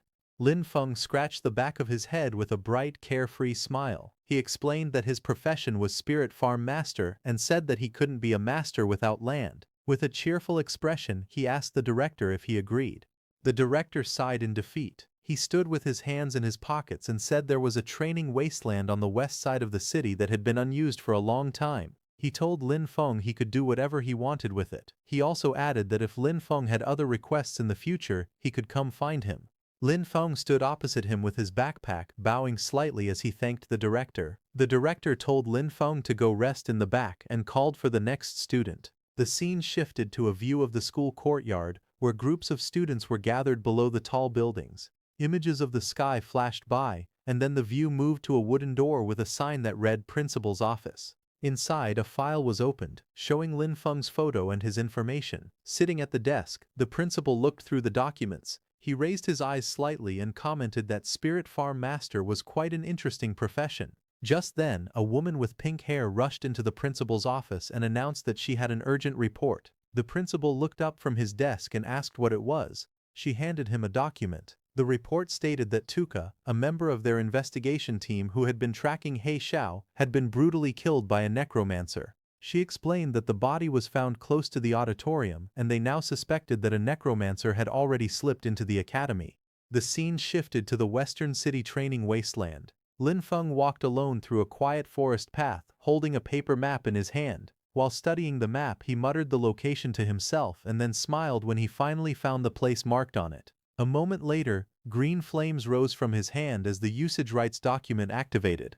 A glowing message appeared, stating that he now had permission to use 100 moments of training land in the west of Fengchuan City, granted by the Extraordinary Academy. Another message followed, explaining that a temporary lease agreement had been activated. The duration was 1 year, and a repulsion barrier had opened, allowing only the student Lin Feng to enter the area. Lin Feng touched his ear with a bored expression and complained that 1 year was really stingy. Then he added that most students would be heading to the front lines after a year anyway, so the limit made sense. Lin Feng raised his arms toward the sky with excitement. Purple energy swirled around him as he shouted that a full 100 moosh of land was his for at least a year. With joy on his face, he said that this finally felt worthy of the title Spirit Farm Master. A burst of purple light erupted around him. Lin Feng stood at the center of the glowing formation, pointing upward as the energy expanded across the wasteland. One by one, powerful spirit creatures appeared within the purple mist, towering shadow figures, glowing armored beings and various small floating sprites. They surrounded Lin Feng, filling the sky with bright energy. Lin Feng looked at them with confidence and stretched out his hand. With a fierce smile, he pointed forward and declared that everything was ready. It was time to get to work. A dark, shadowy spirit released a violent burst of purple energy. The force shook the ground and sent rocks flying in all directions as the creature landed with immense power. Not far away, another summoned spirit, one made entirely of blue water, rose into the air. Waves erupted around it as it flew forward, controlling the water beneath it. On the field, a large fluffy beast with a horn rushed across the soil. Its body glowed with bright energy as it dashed ahead, followed by several small floating spirits carrying tools. The scene then shifted to Lin Feng relaxing under the sun. He lounged on a chair with sunglasses on, eating a slice of watermelon. With a satisfied smile, he commented that magic really did change life, and said the ancients hadn't lied. Lin Feng rested in the shade, calmly drinking from a straw. A small blue spirit tapped his shoulder to get his attention. Without changing his relaxed expression, he spoke softly and said that the land had been reclaimed. Hearing this, Lin Feng looked surprised. He turned around while holding a slice of watermelon and stared at his summons behind him. He said they were far more proactive than he expected. One of the undead let out a strange laugh, its glowing mouth curling in an eerie smile. Lin Feng looked at the ice-armored undead standing beside him. With a helpless sigh, he said that expecting undead to have their own consciousness might have been asking too much. Lin Feng finished eating and walked toward the doorway. Meanwhile, the ice-armored undead watched him leave. Its glowing eyes followed him quietly, its expression calm and unreadable. A faint smile slowly formed on its face, the cold blue light around its body flickering softly.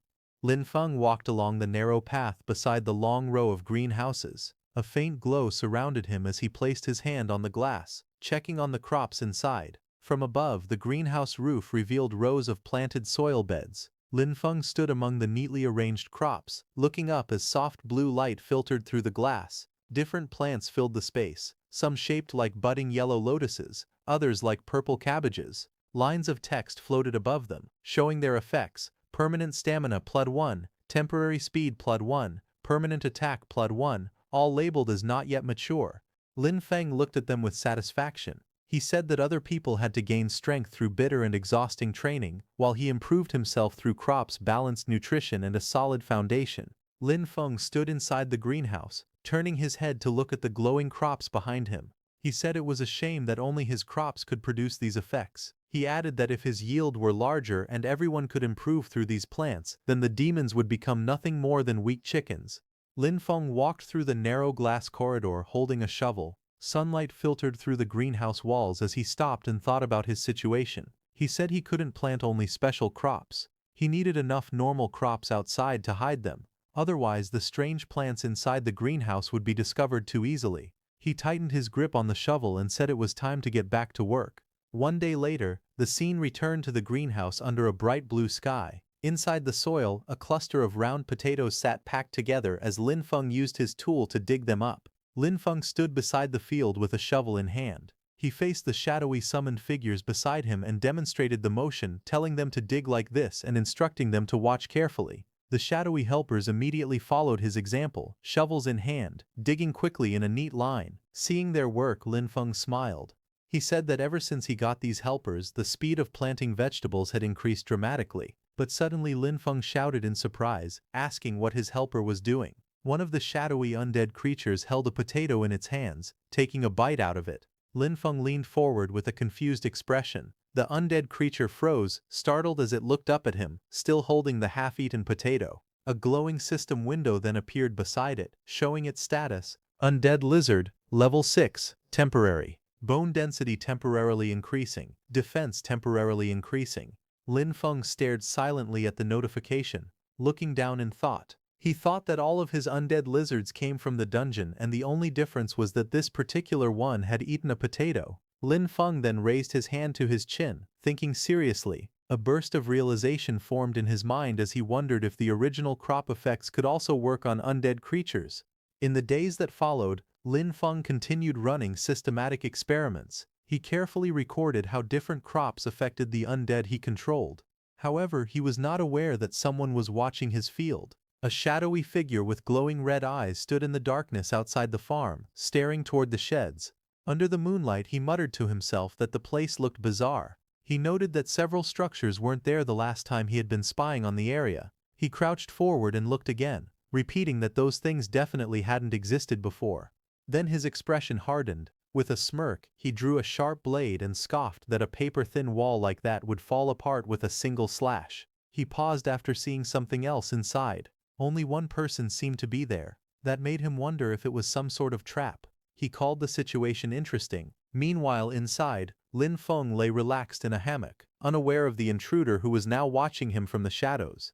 As the intruder crept across the rooftop in the dark, moving closer to the greenhouse, suddenly the ground beneath him cracked. A sharp impact struck the edge of the roof, forcing him to jump back in surprise. He landed and sprinted forward, but more blows slammed into the concrete, sending chunks of rubble flying everywhere. The man dropped low, bracing himself as the ground shattered around him.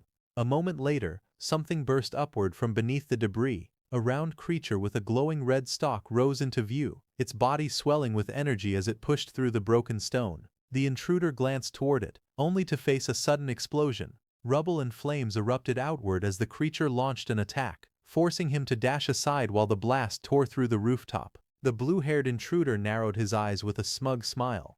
He looked completely confident as he mocked the defenses around him, saying that this level of protection could never stop him. He charged forward and kicked through the round creatures blocking his path. As his foot struck them, red liquid splattered out, and more of the creatures burst open under the impact. Suddenly, his expression changed. Sweat formed on his face as he realized something was wrong. He gritted his teeth in panic and shouted in frustration. A moment later, a massive chain of explosions erupted beneath him. Bright yellow flames burst outward, scattering debris, and red burst through the air as the detonations consumed the entire area around him. As the blast faded, a strange green light rose from the darkness below. A glowing tree-like figure slowly appeared, its branches twisting like veins of light. The green glow spread across the space, and long streams of energy gathered around it. In the next moment, the figure began to change shape. The branches wrapped together, forming the outline of a woman made entirely of green light. Her hair flowed like living vines, moving with the energy surrounding her. The man burst through the smoke, cursing under his breath. He shouted in frustration, saying he wouldn't have come back a second time if it wasn't to gain the Grand Duke's trust. He lowered his body and charged forward through the thick dust. His face twisted in anger as he raised his blade. Blood marked his cheek, but his grip tightened. He growled that once he chopped the creature into pieces, he wanted to see if it could still explode.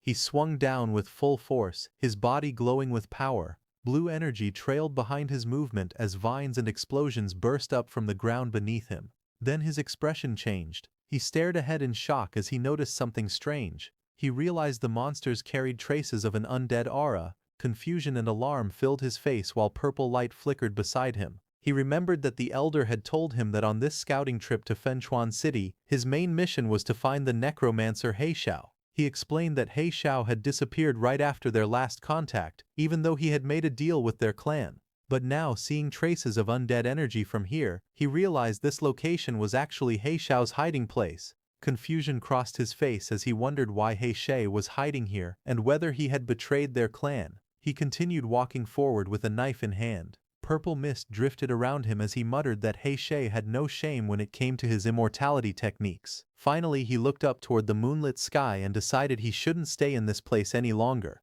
Finding Heisha was what mattered most, so he jumped away from the area.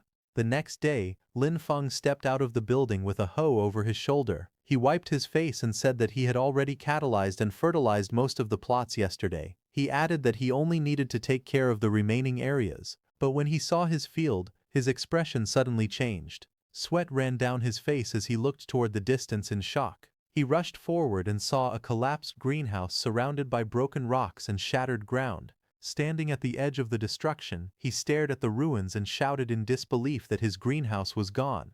Just as he was worrying about his greenhouse, suddenly, a huge shadow crossed the bright sky as a black dragon flew overhead, its wings cutting through the sunlight. Lin Feng looked up from the ruined greenhouse, his expression tightening as he turned toward the sky. He let out a quiet sound of confusion as he stared upward.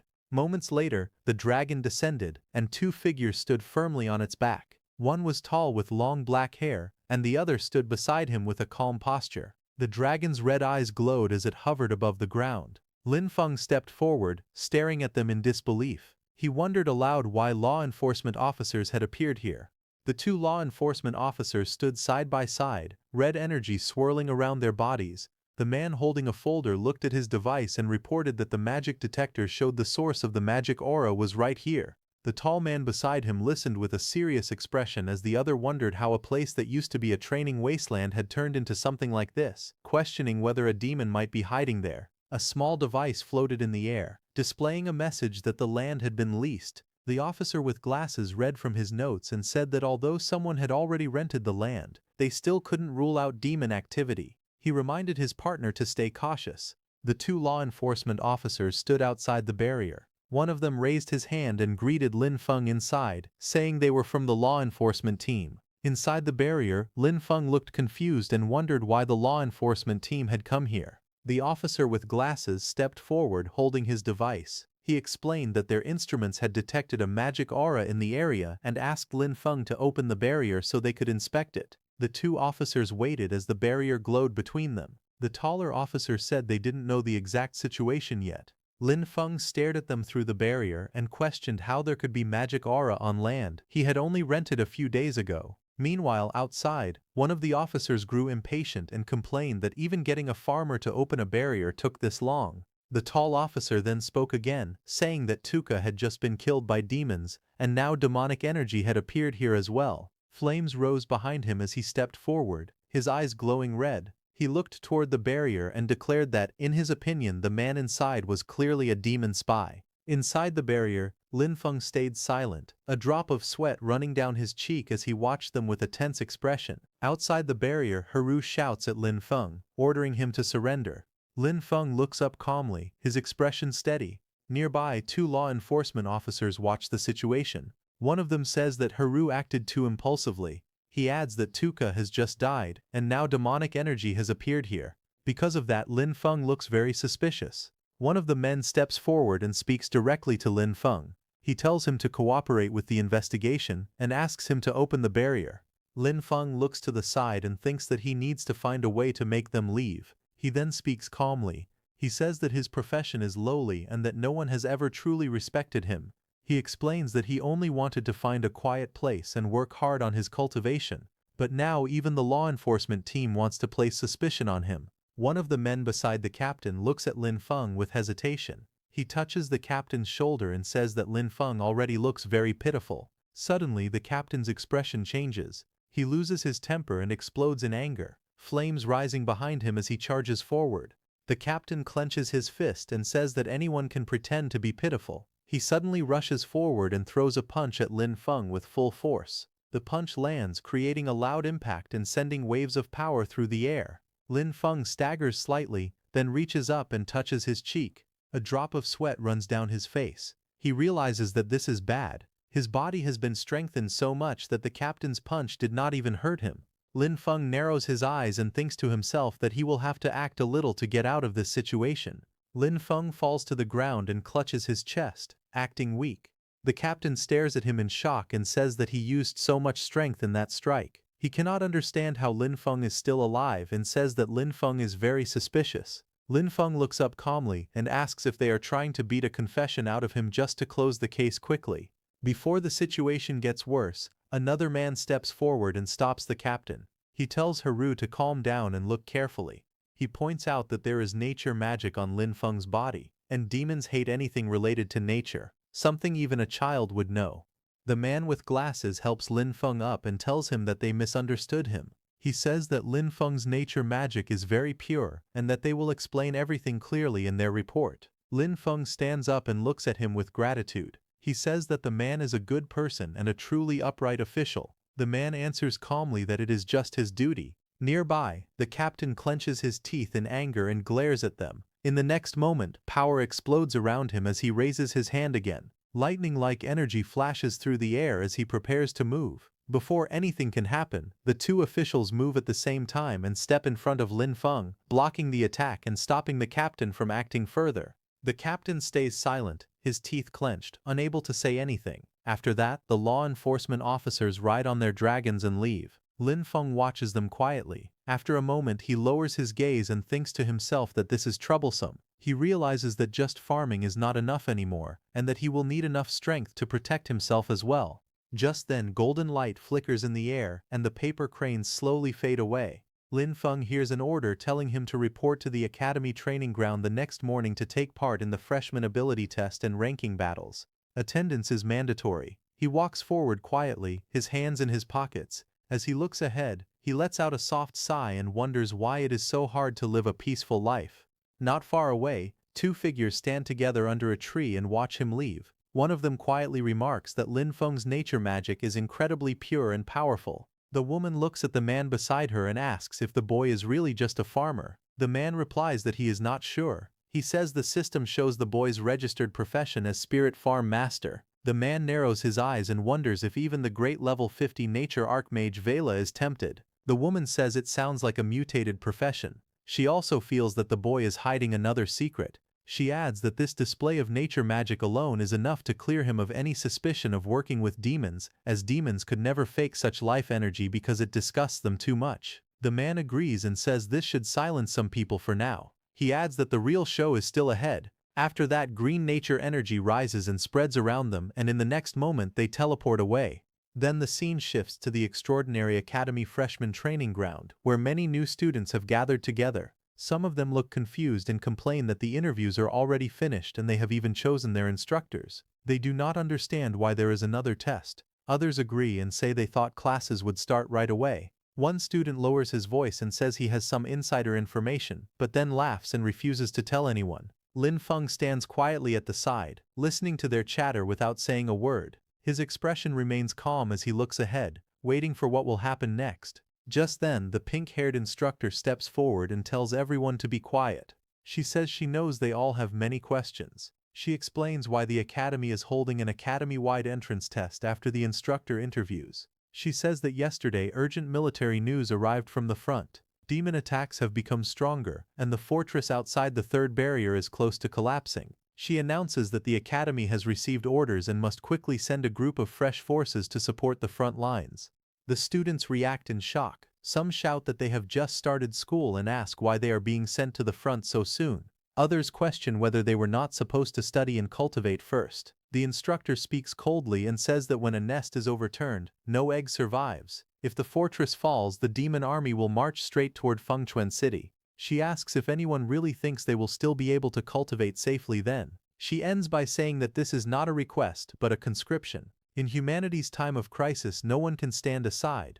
Meanwhile, a pink-haired student stands among the crowd with a young boy beside her. The boy looks up at her and tries to speak, calling her sister but hesitates. Not far away, Lin Feng stands quietly with his backpack on his shoulder.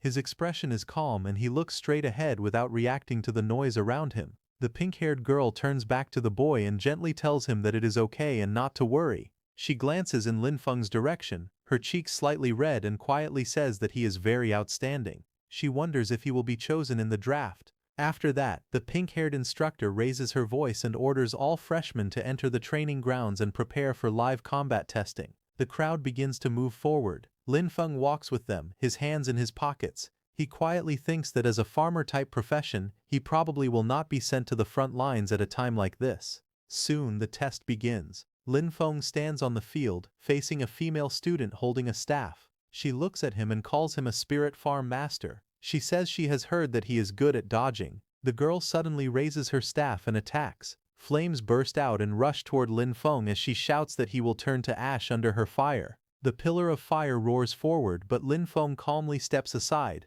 The flames miss him completely. Lin Feng looks at the attack without any panic. He says calmly that it is too slow and that her magic is not condensed enough. He adds that the fire could not even roast the sweet potatoes in his field. The girl frowns and begins chanting, speaking of a flame spirit sleeping at the end of the world. She raises her staff and says she will command it. Lin Feng watches her quietly without saying anything. Before her spell can finish, Lin Feng suddenly moves. Green light flashes around his arm as he strikes. He tells her calmly that her casting time is far too long. The blow lands. The girl cries out as she is sent flying backward, crashing into the ground. Green energy spreads across the arena as the dust settles. A voice announces the result of the match. Lin Feng is declared the winner. The results are displayed one after another. Lin Feng defeats opponent after opponent, and every match ends with his victory. Lin Feng scratches the back of his head and thinks that beating this many people should be enough. He feels that he can lose the next few matches on purpose. Just then, the black-haired woman steps forward and hands him something. Lin Feng looks up at her and politely thanks her. The woman smiles and tells him that with his talent and potential, he is more than qualified to aim for a much higher stage. Lin Feng looks slightly surprised and asks what she means by a higher stage. She explains that if he earns enough credits and passes the assessments, he can be promoted into the more advanced Sun Wheel Academy. The woman explains that the Advanced Academy has better cultivation techniques, stronger instructors, and even chances to obtain legendary weapons or powerful mounts.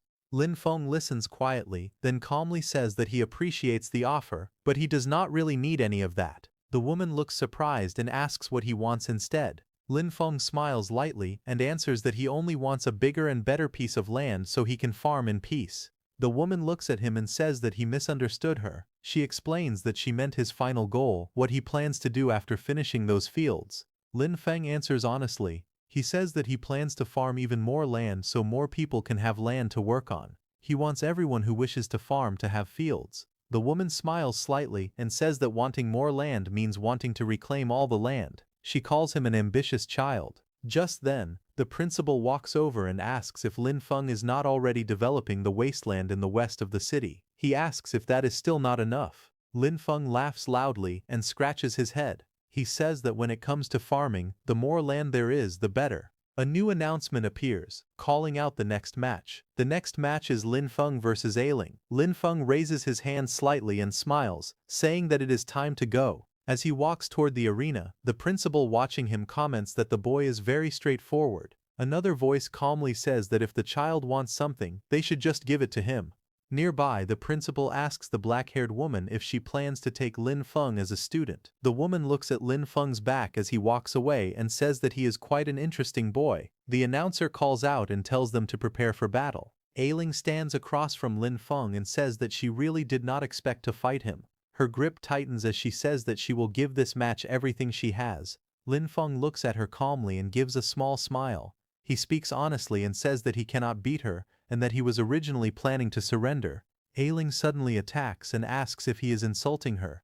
Lin Feng looks to the side and calmly questions her choice. He says that she went straight into her second phase at the start and asks if that is really how she wants to fight. Green vines burst out and wrap tightly around Ailing's body, trapping her movements. Ailing grits her teeth and swings her weapon, cutting through the vines as she struggles to break free. A woman with green eyes watching the fight looks shocked and says that a student below level 10 should not have magic this pure. The principal agrees, saying that the first time they saw it they were shocked as well. The woman with green eyes calmly says that even someone who has reached level 80 on the nature path does not have magic this pure. She says that this boy's future achievements have no limits. On the battlefield, Ailing releases a powerful attack, but Lin Feng stands calmly behind massive green vines that block everything. The two observers agree that talents like this are extremely rare. With the right teacher guiding him, his growth will be terrifying. After watching for a moment, the woman makes a firm decision. She says that she has decided to take him as her teacher. The principal looks at her and says that it would not be bad if she became Lin Feng's instructor. However, he suddenly pauses and says that she said it backwards.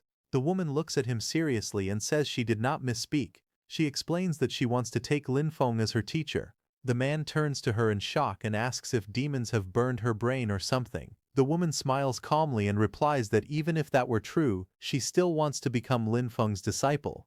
At the Extraordinary Academy's freshman drill grounds, the arena explodes with movement. Lin Feng and Ailing clash in a whirlwind of blue energy. Their bodies spin through the air as the force of the attacks shakes the entire platform. Ailing charges at him with incredible speed, her weapon striking the ground hard enough to crack the stone. Lin Feng narrowly dodges, the air bursting around them. In the middle of the fight, Lin Feng stays calm. He thinks that he has already shown enough of his strength. He decides that he should pretend to be weak and then admit defeat. But then a voice echoes across the arena. It warns Lin Feng that if he keeps slacking off, the academy will take back the land in the west of the city and use it for something else. Hearing this, Lin Feng slowly turns his head and looks back. The one who said that was none other than the principal.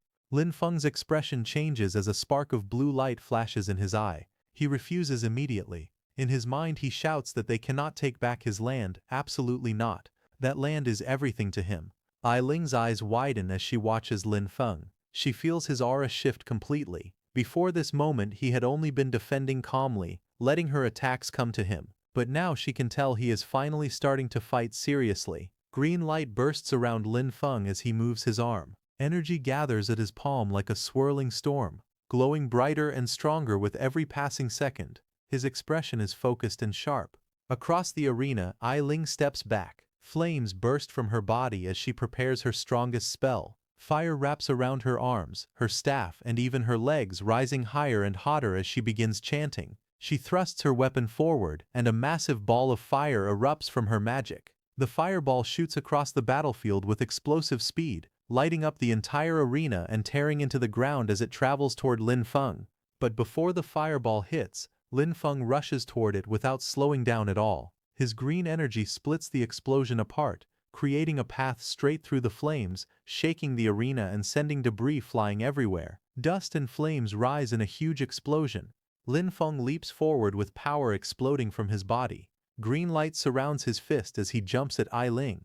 He shouts one line as he throws his punch, telling her to take his serious punch. His fist, glowing with pure green energy, drives forward toward Ailing with force great enough to shake the arena. Ailing's eyes widen in shock as her head jerks back from the blow. She gasps loudly, stunned by how strong the punch is. She shouts in disbelief, saying that the power he released is incredible. But right before hitting her, Lin Feng stops. He lands gracefully and smiles at her. His expression is calm and relaxed, as if the fight had never been difficult for him. He tells her softly that she let him win. In the audience, the students stare at him with their mouths open. One of them shouts that Lin Feng, the farmer, must have been hiding his true strength all along. Another student compares himself to Lin Feng and says that he is the one who looks like a farmer now. That woman with bright green eyes watches with excitement. She points out that Lin Feng's control over the power of nature is extremely rare. She says he commands it as easily as moving a finger, and that his mastery is close to the very origin of nature's power. Then Lin Feng stretches his hand toward Ailing as the announcement rings out clearly. The winner is Lin Feng. After the match ends, Ailing stands with Lin Feng's help, her cheeks flushed. She gently holds his hand and looks up at him with admiration. She tells him that he is strong and that she accepts her defeat completely. Lin Feng looks down at her calmly. He tells her that she is the one who is truly strong and that he only has a lot of physical strength, nothing more. After saying that, Lin Feng lets out a sigh of relief while sweating nervously. In his mind, he mutters that he almost had his land taken away, and that things were dangerously close. Suddenly the principal appears behind him in a cheerful tone. The principal pats Lin Feng proudly on the back and says that he did well, this is how he should be acting.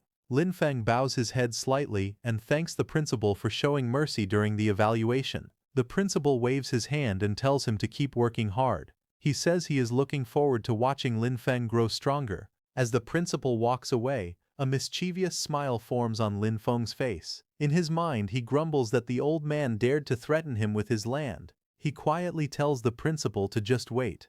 As Lin Feng walks away from the training grounds, he mutters under his breath with an annoyed expression. Behind him, that green-eyed woman walks toward a tree. As she moves, the warm evening light falls across the courtyard, and a gentle breeze rustles the leaves of a nearby tree. Lin Feng rubs the back of his neck, deep in thought. Behind him, the woman moves behind the tree, and suddenly there is an explosion of white fog. The next second, the woman comes out with a new appearance. She then approaches Lin Feng.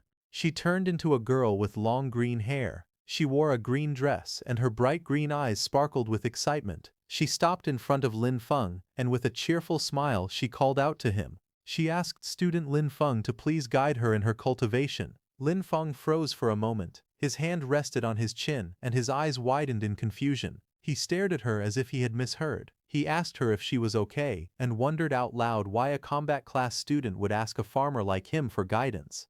The girl quickly introduced herself. She said her name was Vera, and that they had never met before. She explained that she had just watched his entire match. She spoke passionately. She said his use of natural mana was unbelievable, simple, perfect, and filled with life and strength. She admitted she had never seen anyone command the power of nature the way he did. Her bright eyes softened as she confessed something more personal. Vera said she had been stuck at her current cultivation realm for a long time. She believed that observing Lin Feng's path might give her the inspiration she needed. Hearing that, Lin Feng scratched the back of his head awkwardly. His eyes were wide and confused as he looked at the green-haired girl. He asked her if she was also a nature-type student. He explained that the nature-type instructors were still away on the battlefield and suggested she wait a little longer. He added honestly that he only knew how to farm. Vera held her hands together and spoke with seriousness. She said that the skilled were the true teachers. She did not expect him to formally accept her as a disciple. She only hoped to occasionally visit his fields to observe and learn.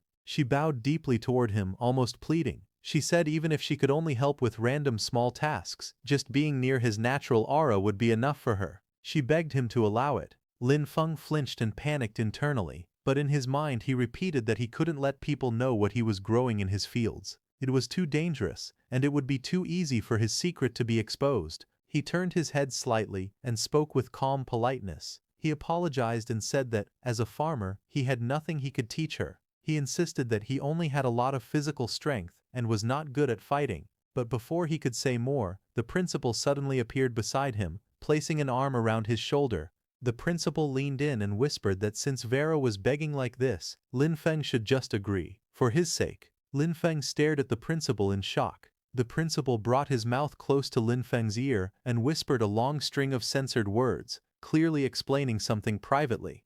Lin Feng slowly responded that whatever the principal had just said sounded not very good. His expression showed immediate hesitation and worry. After hearing the principal's whispered advice, Lin Feng's expression softened. He let out a small sigh and then agreed. He said that if things were like this, then it was settled. Hearing him, Vera's face lit up instantly. Her eyes sparkled with joy as she thanked him excitedly. She promised she would never disturb him and spoke his name with sincere gratitude. Unable to hold back her excitement, she suddenly rushed toward him and hugged his arm tightly. She asked in a stuttering voice if she could visit tomorrow, or no, even right now. Lin Feng looked to the side, embarrassed, but answered calmly. He said it depended on her, and explained that his land was on the west side of the city. Soon after, they arrived at the West City training wasteland, just outside his greenhouse. Vera, now in work-style clothes, moved around energetically. She asked if there was anything she could help with.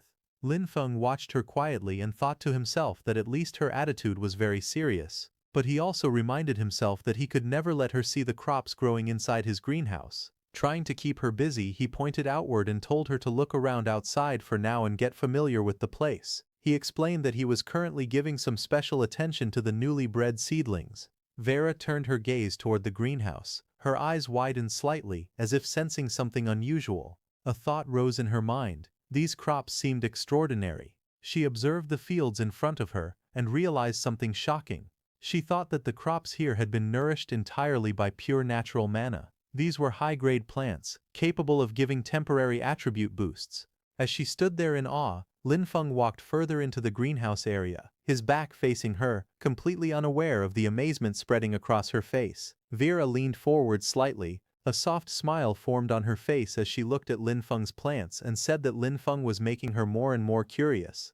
Then, 1 hour later, Lin Feng returned. But Vera was still on the ground outside the greenhouse, carefully examining the soil and plants. Suddenly, her eyes widened. She lifted a small piece of soil to her face, staring at it in shock. Her expression tightened with disbelief, and she whispered that it was unbelievable. Lin Feng walked toward her from behind. He looked down at her calmly and asked if there was a problem. Vera stood up halfway and looked up at him, still stunned. She asked him whether the crops here were really grown using only this very ordinary soil.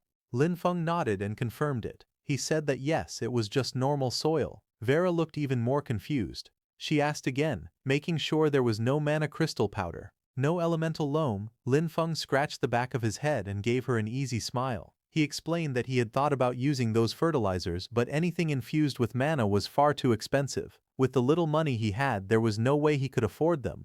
Lin Feng pointed at a small wilted plant beside him. Its leaves were curled and dry under the sunlight. He calmly explained that these plants were probably malnourished. Vera looked at the weak crop, her green eyes narrowing in thought.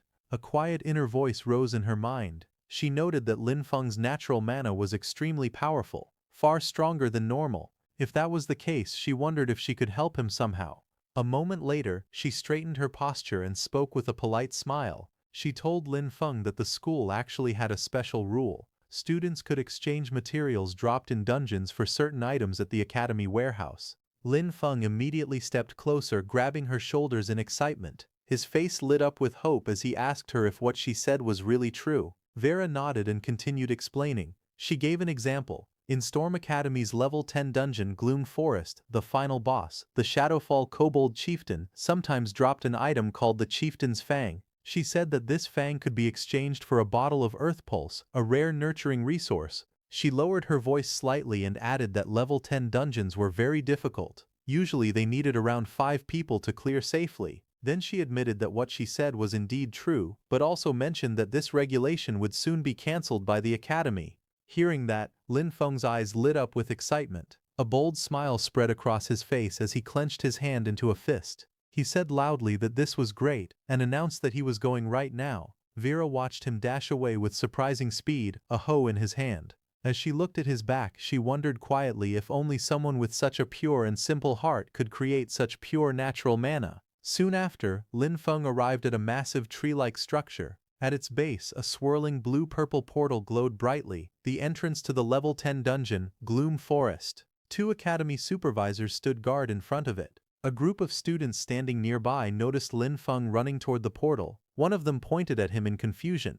He asked why a farmer was coming here and guessed that Lin Feng must have gone to the wrong place. Another student laughed loudly, mocking the hoe in Lin Feng's hand and joking that he must want to dig up wild vegetables inside the dungeon. Someone recognized him. He said it was Lin Feng, the freshman, and remembered that he was only level 8. Shock spread among them as they wondered if Lin Feng was crazy for coming to a level 10 dungeon alone. Ignoring the comments, Lin Feng approached the supervisors respectfully. He handed them a form and said he wanted to apply for a solo entry into Gloom Forest. One supervisor took the paper and read it. His face tightened with concern. He explained that Lin Feng's level was too low and that entering the dungeon alone carried extremely high risk. Lin Feng held up the form with a bright smile on his face. He said that according to the academy regulations, any student of the academy had the right to apply for dungeon entry. He politely asked the supervisor to allow it. As he said that, Vera appeared behind him. The supervisor stared at her in shock. His eyes widened as he immediately recognized her. Before he could say more, Vera quickly stepped forward. She put her finger to her lips and told him to stay quiet, signaling him not to reveal anything. The supervisor then took a breath and corrected his posture. He acknowledged that the regulations were indeed true. He wished Lin Feng good luck and told him to act within his ability. He warned that if Lin Feng couldn't win against the dungeon monsters, he must retreat immediately. Then Lin Feng walked toward the entrance area. A group of older students watched him move forward. One of them frowned and asked if Lin Feng was actually an idiot. They whispered among themselves, saying he was nothing more than newly recruited cannon fodder. They insisted he couldn't compare to elite students like them. Another student looked toward the glowing dungeon portal and spoke with cold amusement. He said that it would be better if Lin Feng died inside. Having such a useless junior, he muttered, only brought embarrassment to their extraordinary academy. Then inside the level 10 dungeon, Gloom Forest, a pack of blue wolf-like monsters rushed forward. Their red eyes glowed fiercely as they lunged toward the intruder. Lin Feng stood calmly in front of them. He called out to his undead companions, telling Heiqi and Yu Ye to clear the way. He ordered the others to follow behind and push straight through so they could finish the dungeon quickly. A flash of bright blue light burst ahead. Heiqi, covered in glowing markings and swirling energy, charged into the monsters. His figure moved like lightning as he captured all the wolves in water bubbles. Behind him, Yue Ye appeared in dark armor, his body surrounded by a black aura. He swung his weapon fiercely as the wolves threw themselves at him, but none of them could slow him down. Soon their bodies fell to the ground. Lin Feng walked up to the corpses. Purple energy began to swirl around his hand as he used his Necromancer undead summoning power. With a cold, steady voice, he commanded the fallen beasts to rise and become his warriors. A small glowing creature appeared beside him, its body shaped like a cute dog. A blue panel identified it as a kobold undead. Deeper inside the dungeon, the largest chamber opened before Lin Feng. A towering monster stood there, the Shadowfall Kobold Chieftain, level 12. The creature was massive, with long claws, sharp fangs and red streaks of energy running across its body. Lin Feng looked up at the boss monster without fear. He placed one hand in his pocket and spoke casually. He said this was the final boss, but it didn't seem like much. It looked like this dungeon wasn't anything special either. Lin Feng yawned lazily and told his undead team to go straight for the target, as if the final boss wasn't worth his effort. Ahead of him, the massive Shadowfall Kobold Chieftain raised its glowing weapon high into the air. The boss monster let out a furious roar as it swung the blade downward with full force. But before the attack could land, Heiqi, covered in black and purple flames, charged in. His body glowed with dark patterns as he struck the monster head-on. Purple lightning-like energy burst from his attack. Heiqi slammed into the Kobold Chieftain with overwhelming strength. The impact created a huge purple explosion. The force blasted through the dungeon chamber, sending shockwaves in every direction. The ground cracked, stones flew, and the air shook as the explosion blew the chieftain backward. A bright blue shockwave followed, sweeping across the entire battlefield and kicking up debris. A system panel appeared above the scene. It stated that the Shadowfall Kobold Chieftain had been defeated. Lin Feng gained experience and his level increased to 9. The panel also showed that he had obtained one item, Chieftain's Fang. Below the notification, the chieftain's body lay motionless on the ground, surrounded by glowing drops of loot. Then another system window appeared. It stated that a summonable undead unit had been detected, but the level requirement was too low. It also said that Lin Feng could not convert the Shadowfall Kobold Chieftain into an undead summon. Another blue system panel appeared. It displayed the progress of Death F2A glitch, showing that the progress bar had reached 10%. Lin Feng looked at the notification with a calm expression. He quietly concluded that he still could not summon monsters stronger than his own level. He said it was a pity that the boss could not be revived as an undead, but he noted that his goal for this dungeon had already been completed. The chieftain's fang began to glow with a strange blue and black energy, as if reacting to his system. Lin Feng said that since he had obtained the fang, he would go back to exchange it for fertilizer. After that, he turned around and walked toward the swirling blue portal behind him. His figure stepped into the spinning light as he left the dungeon. Outside the entrance of the level 10 dungeon, Gloom Forest, a group of people waited near the glowing portal, standing on the sandy ground as Lin Feng returned from inside. At the Academy's exchange station, an officer called Vera Lord and asked her if they really had to follow the rules and exchange the item for Lin Feng. He explained that the front lines were in an emergency and that their combat class resources had already been distributed, but Vera calmly reassured him. She said it wasn't a combat resource at all, it was just soil fertilizer for nature-type classes. Hearing that, the officer in the suit confirmed that they had plenty of that in stock. As he spoke, a system window appeared. It showed the updated dungeon record for Gloom Forest. It stated that the solo first clear had been achieved by Lin Feng, and his evaluation was SSS. He received the special reward, 1 heroic spirit fragment. Just as the message appeared, Lin Feng stepped through the glowing portal with a relaxed expression, as if he had just taken a walk instead of clearing a dungeon alone. Nearby students stared in shock. One girl shouted that the heroic spirit fragment was a rare treasure that could strengthen someone's soul origin and increase their class potential. She could not believe he had obtained such a legendary reward. Several boys erupted in anger. One accused Lin Feng of cheating. Another insisted that he must have used illegal items or abused a dungeon bug. More voices joined the crowd. They demanded a strict investigation and wanted all his rewards taken back, especially the heroic spirit fragment. Others shouted saying he didn't deserve it. Standing behind them, Vera touched her lips with a thoughtful smile. She softly admitted that she had expected Lin Feng to fight through the dungeon at least a few times. She hadn't imagined he would clear it in a single attempt. All the students and instructors surrounded Lin Feng, deciding to confront him directly. Lin Feng looked at the angry crowd surrounding him. With a tired expression, he asked who he had managed to offend this time. At the entrance of the level 10 dungeon, Gloom Forest, Lin Feng stood surrounded by several students who watched him with dark, hostile expressions. Their faces were tense, clearly still upset about his earlier dungeon clear. Lin Feng approached the instructor calmly. He held the chieftain's fang in his hand and explained that according to school rules, he was here to exchange it for resources.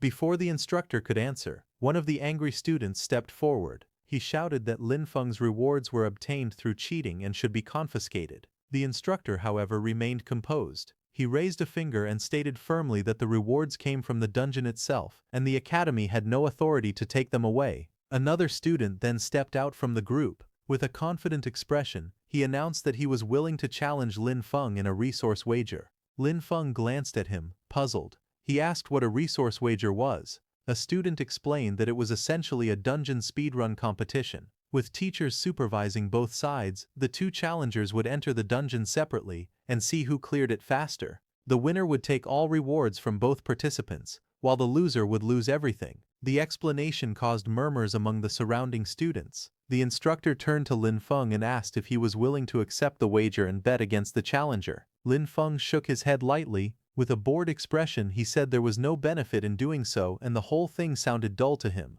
The instructor looked surprised and unsure how to respond, while the students behind the challenger stared with frustration, clearly expecting Lin Feng to accept. The student wearing a headband looked angry and was sweating. He clenched his teeth as he spoke. He announced loudly that, in that case, what if he added a blueprint for the lamp of nature? Hearing that, Vera got close to Lin Feng and told him that he must get that lamp of nature blueprint. She then explained what the blueprint was. She said the lamp of nature was a special growth-type magic tool that only the nature department could use. She said that a blueprint could only be used to make one lamp, so it was very rare. She continued explaining that its effects included shortening the crop growth cycle with no side effects.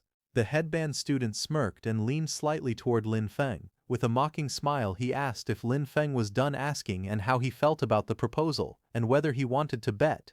At the same time, the student secretly held his phone behind his back. Messages appeared on the screen. That student sent a message to someone named Senior Huru the moment Lin Feng came out of the dungeon. That Senior Huru told the student to find a way to stall Lin Feng, but the student asked Senior Huru what if Lin Feng ignored him.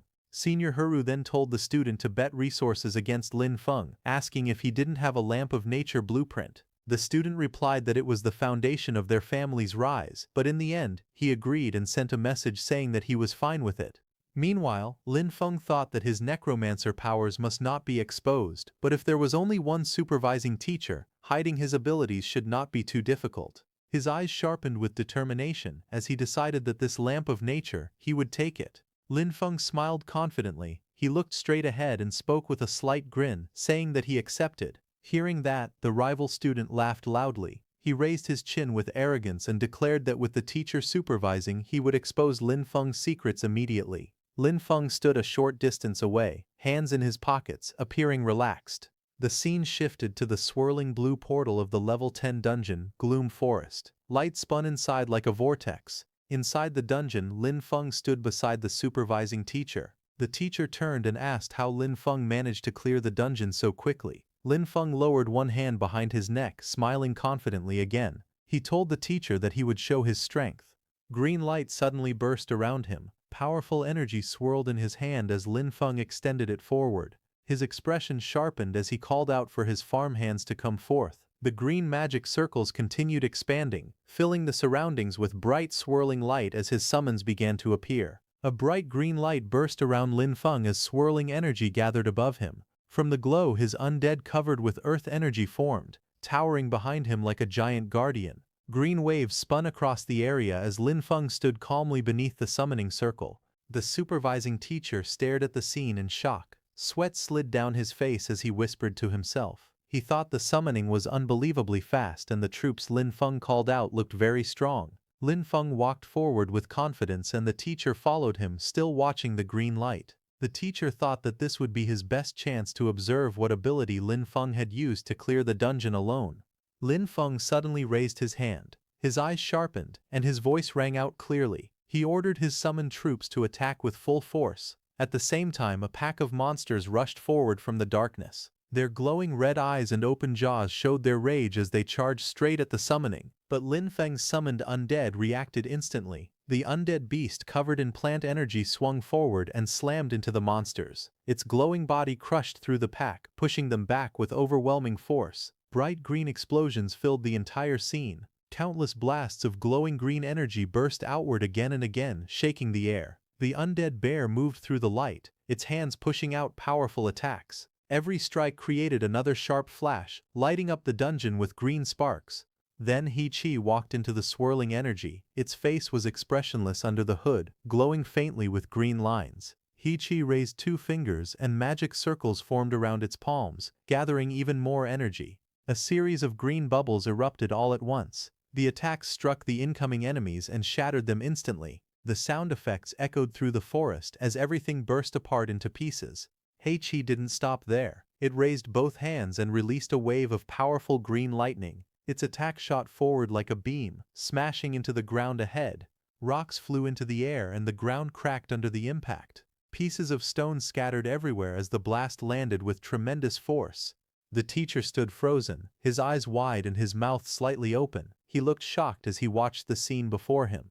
He muttered to himself that it had taken less than a minute for Lin Feng to completely wipe out a kobold patrol squad of the same level. Cold sweat slid down the teacher's face. He stared at Lin Feng's power, unable to believe what he had just witnessed. In his mind, he wondered if this terrifying strength came from some special class, because the power felt far too overwhelming for an ordinary student. Ahead of him, Lin Feng stood calmly in front of a pile of shattered glowing rocks, the remains of the defeated kobolds.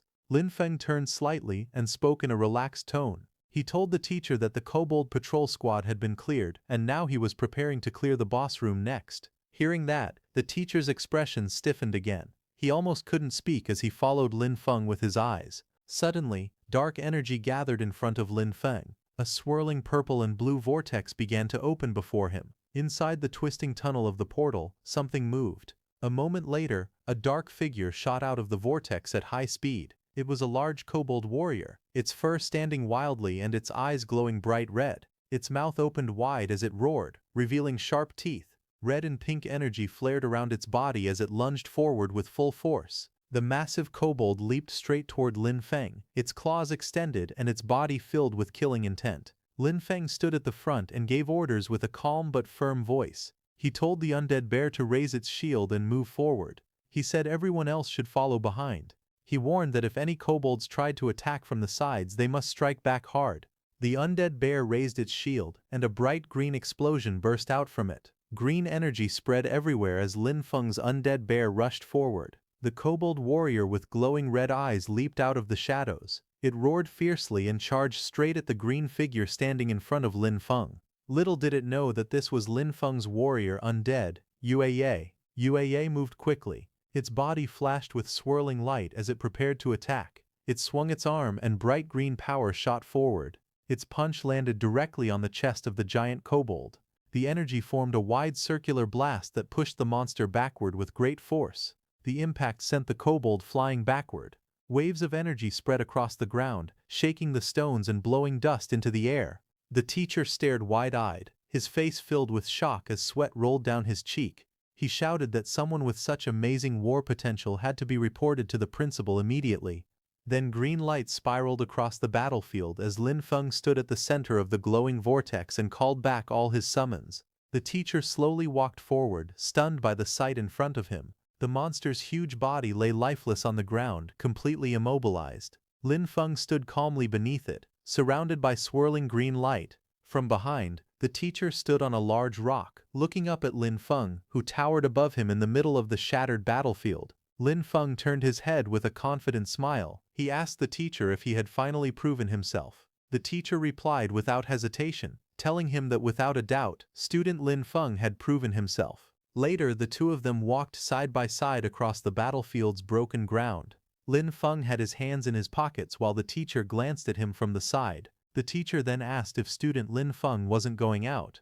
Lin Feng said the dungeon's scenery was nice and he wanted to walk around a bit longer. Hearing that, the teacher prepared to leave through the glowing portal. But before leaving, the teacher reminded him that the dungeon would reset 30 minutes after being cleared and told him to watch the time before stepping out through the portal. After the teacher left, Lin Feng walked toward the huge fallen boss lying on the stone floor. The giant beast's body was motionless. Lin Feng looked down at it and muttered that earlier, his level had not been high enough. He clenched his fist and wondered if things would be different this time.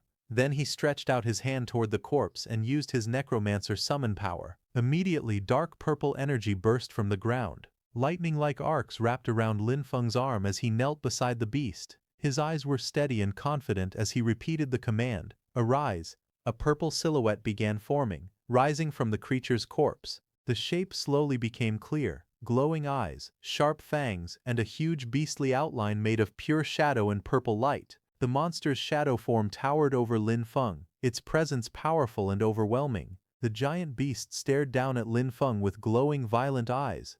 Lin Feng stood straight with one hand in his pocket, looking up at the newly summoned creature without fear. Sometime later, at the dungeon entrance, soft blue light shone on the ground as footsteps slowly approached. Lin Feng walked out from the glowing portal, his hands casually in his pockets. The swirling gate behind him flashed with bright blue and purple waves.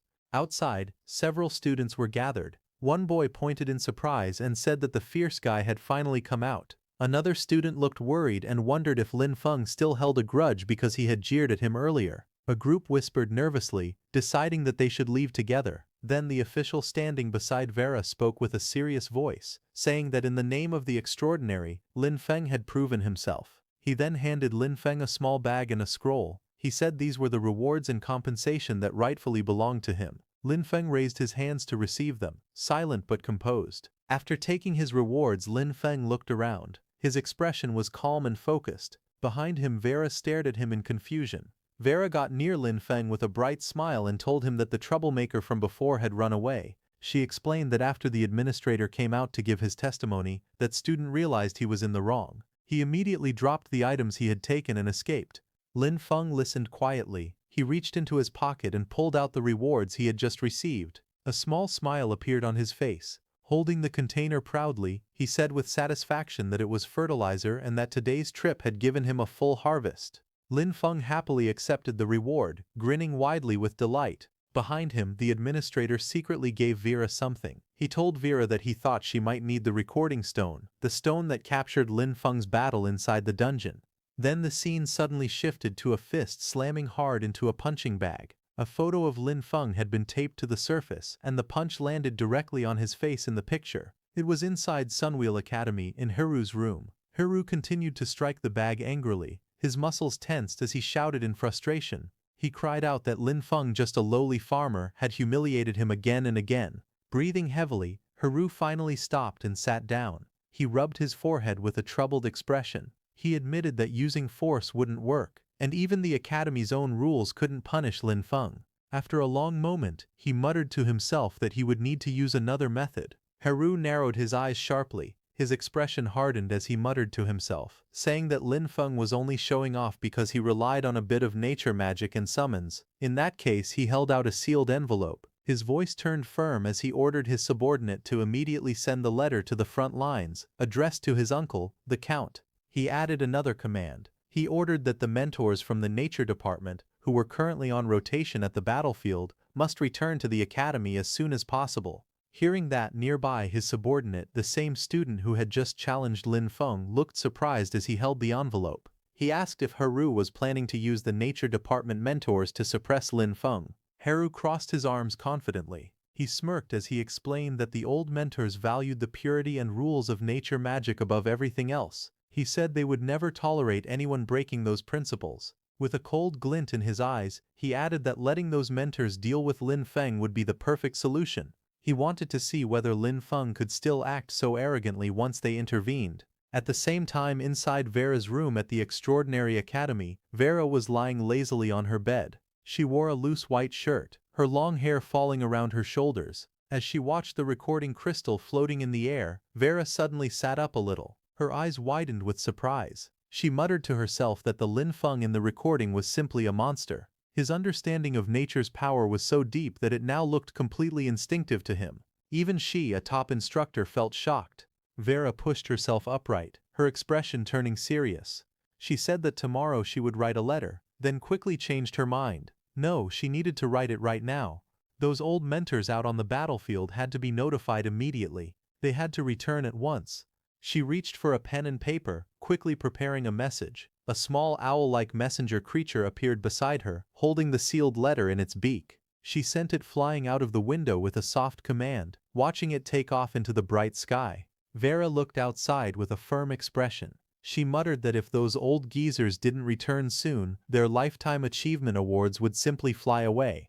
On the other hand, for several days in a row, Lin Feng stayed inside the dungeon without leaving. Deep inside the cave, he defeated the giant wolf monster with glowing red eyes again and again. The wolf monster lowered its head in frustration, but it couldn't do anything against Lin Feng. Soon after, a ranking screen appeared. Lin Feng's time was 10 minutes and 28 seconds, taking first place. Below him, several other times showed second, third, and more. All of them also belonged to Lin Feng. He had beaten the dungeon again and again, each run only a few seconds slower or faster. Outside the dungeon, other students watched him in shock and disbelief. One girl complained that Lin Feng cleared the dungeon solo and still moved so fast, as if the place was his own backyard. Another student asked how many times he had run the dungeon that day. Someone answered lazily that they didn't even bother counting anymore. Another student sighed and said it was boring to watch Lin Feng endlessly grind dungeons. He said watching other people farm was more fun. A moment later, Lin Feng walked up to Instructor Chen,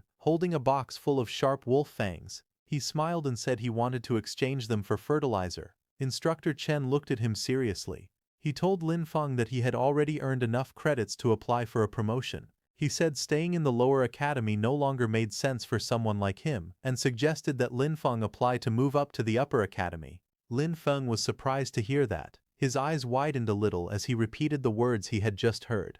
He asked what it meant to be promoted to the upper academy. The instructor explained that the Extraordinary Academy was divided into two parts, the upper academy and the lower academy. He said the lower academy was meant to train basic talents, just like the Storm Academy where Lin Feng was studying now. The instructor continued. He said that Sunwheel Academy was where elites from all the lower academies gathered. That place was recognized as the upper academy, and once someone entered Sunwheel Academy, the rewards they could earn were far greater in both quality and variety than anything offered in the lower academy. He added that a place like that was exactly where a genius like Lin Feng should go. Lin Feng listened silently, his eyes narrowing thoughtfully. He quietly repeated the name Sunwheel Academy, the upper academy. Then he smiled slightly and thanked his teacher for explaining all that to him. The scene then changed to the academy mission hall. Lin Feng arrived there. He walked up to the counter and spoke politely. He said that he wanted to apply for promotion to Sunwheel Academy. The woman sitting behind the desk looked up at him with a relaxed smile. She asked for his name, department and credit voucher. He handed over his credit slip and she took it to check. A screen appeared in front of her, displaying his information. Name, Lin Feng. Department, Nature Department. Affiliation, Storm Academy. Current credits 30,135 Yerauds weighing. A few students nearby noticed it and began whispering. One of them said in surprise that Lin Feng actually had 30,000 credits. Another recognized him, calling him the guy who had crazily farmed Gloom Forest again and again. They wondered aloud how many times he must have cleared it to reach that number. The woman behind the desk finished checking his information. She told Lin Feng that his credits were verified and handed him a promotion mission scroll. She explained that once he completed the mission and passed the final review, he would officially become a member of Sunwheel Academy. Lin Feng accepted the scroll. Then he asked calmly if after his promotion, he would be able to exchange for gold-grade supplies. The red-haired woman explained that since Lin Feng was still part of Storm Academy, he could only exchange his credits for supplies ranging from bronze grade to silver grade. The blue-haired woman sitting at the table added on. She said that after Lin Feng completed his promotion, he would be able to exchange his credits for gold grade to even platinum grade rare supplies. Hearing this, he nodded politely and said his thanks. Lin Feng then walked through the academy mission area. He was surprised to see that his mission only required going to the defensive line area outside the city to look for something. Lin Feng thought that the location was close to the manor, so the task shouldn't be difficult. However, before he headed there, he said he needed to pick up something first. Lin Feng then walked alone through the academy's bright corridors and open walkways. Light reflected off the white buildings as he entered a nearby room. Inside, an older man with a blunt, straightforward tone handed Lin Feng a glowing star-shaped object. The man told him that although the Lamp of Nature was only a silver-grade item, its effects were not weaker than many gold-grade items. He warned Lin Feng to maintain it properly and be extremely careful not to let it touch or absorb necrotic energy.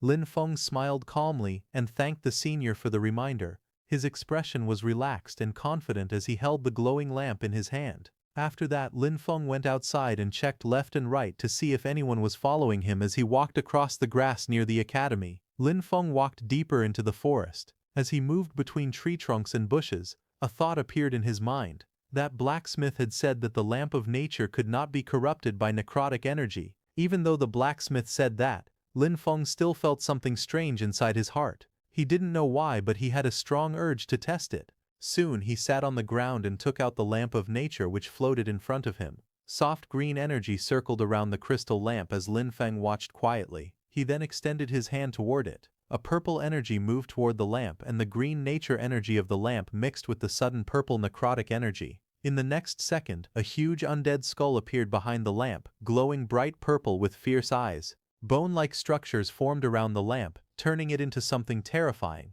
Lin Feng was shocked as purple flames surged around him. He stared at the lamp closely. He then understood what had happened. The Lamp of Nature had completely changed. It had transformed from a nature-type item into an undead-type item.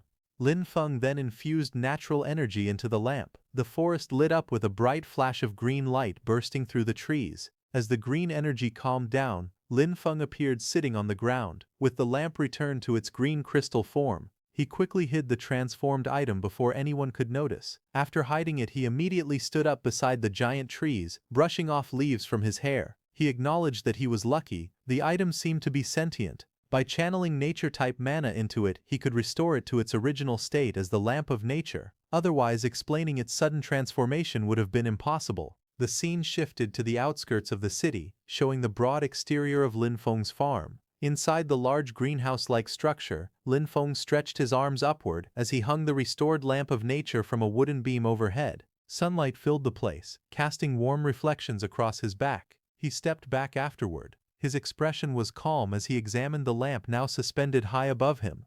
Just as he did that, he looked at the vegetable field outside. Rows of giant healthy cabbages started growing very fast, illuminating the crops in soft bright light. Lin Feng stood quietly watching this. He said that the power of the Lamp of Nature was truly terrifying. Even on the first try, it could make crops grow extremely fast. As he got dressed, Lin Feng mentioned that the Extraordinary Academy would surely have even more things like this. He said he needed to finish the Upper Academy promotion mission as soon as possible. After putting on his clothes, Lin Feng rushed forward, wrapped in a bright blue energy aura as he sprinted out of the farm. Just as he left, inside the farm, Lin Feng's blue undead came out near the wooden doorway of the greenhouse. It looked at the place where the Lamp of Nature was hung with confusion. Slowly, the blue undead raised its hand and took hold of the Lamp of Nature. Meanwhile, far away at the edge of the abandoned watchtower, the cracked pink tower stood under the light, surrounded by drifting smoke. As Lin Feng arrived at the site, he stared up at the towering pink watchtower covered in cracks. Mist and strange lights surrounded the entire area. He narrowed his eyes and muttered that this was indeed the mission location. He stepped forward carefully. Because it was a search mission and the mist was thick, he reminded himself to stay cautious. The air was cold and visibility was low. When he crouched down, he noticed something on the ground, a footprint. He examined it closely. The mark looked fresh. That meant someone had been here recently, maybe only moments ago. Surprised, Lin Feng wondered who would even come to such a strange and foggy place. Before he could think too long, he heard a sudden sharp noise echoing through the mist. He immediately looked up, alert and focused. At the top of the watchtower, two figures stood in the swirling fog. One of them shouted urgently for the other to hurry. Their young master had ordered them to steal the mission item before Lin Feng arrived so they could make him fail the task. A moment later, one of them laughed excitedly. He yelled that he had found the item. They were two men in suits standing inside the mist-filled watchtower. One of them had found the book, which was Lin Feng's mission item. One man grabbed the thick book in his hands while the other kept watch near the railing. The man holding the book spoke nervously. He warned his partner to keep his voice down, saying that Lin Feng could show up at any moment. The other man standing there showed no fear. He scoffed, saying there was nothing to worry about. When the time came, they could just burn the book using fire-type magic. The man with the book looked at him in disbelief. The standing man shrugged, tossing the book casually into the air. He explained that if the item was destroyed, Lin Feng wouldn't be able to complete his mission either. Suddenly, a gust of energy burst through the area, and the book fell from the watchtower. Lin Feng, standing below, caught the book in his arms before it could hit the ground. His eyes narrowed as he secured the thick volume. He looked at the two intruders with a faint smirk, asking if they meant he should thank them for making it easier. Both men froze, their faces twisted in panic as they realized Lin Feng was already there. One shouted in anger, blaming the other and saying everything was his fault. The man barked an order at his companion. He shouted for him to snatch the item back from Lin Feng. The two men lunged forward at high speed, blue flames bursting from their hands as they charged toward Lin Feng standing below. Their suits fluttered violently from the force as they leapt off the railing, aiming straight at their target. Seeing that, Lin Feng reacted immediately. A green glow surged around his hands as sharp tree roots erupted upward from the ground. The blades of tree roots shot up in a straight line, tearing through the ground and intercepting the attacker's path.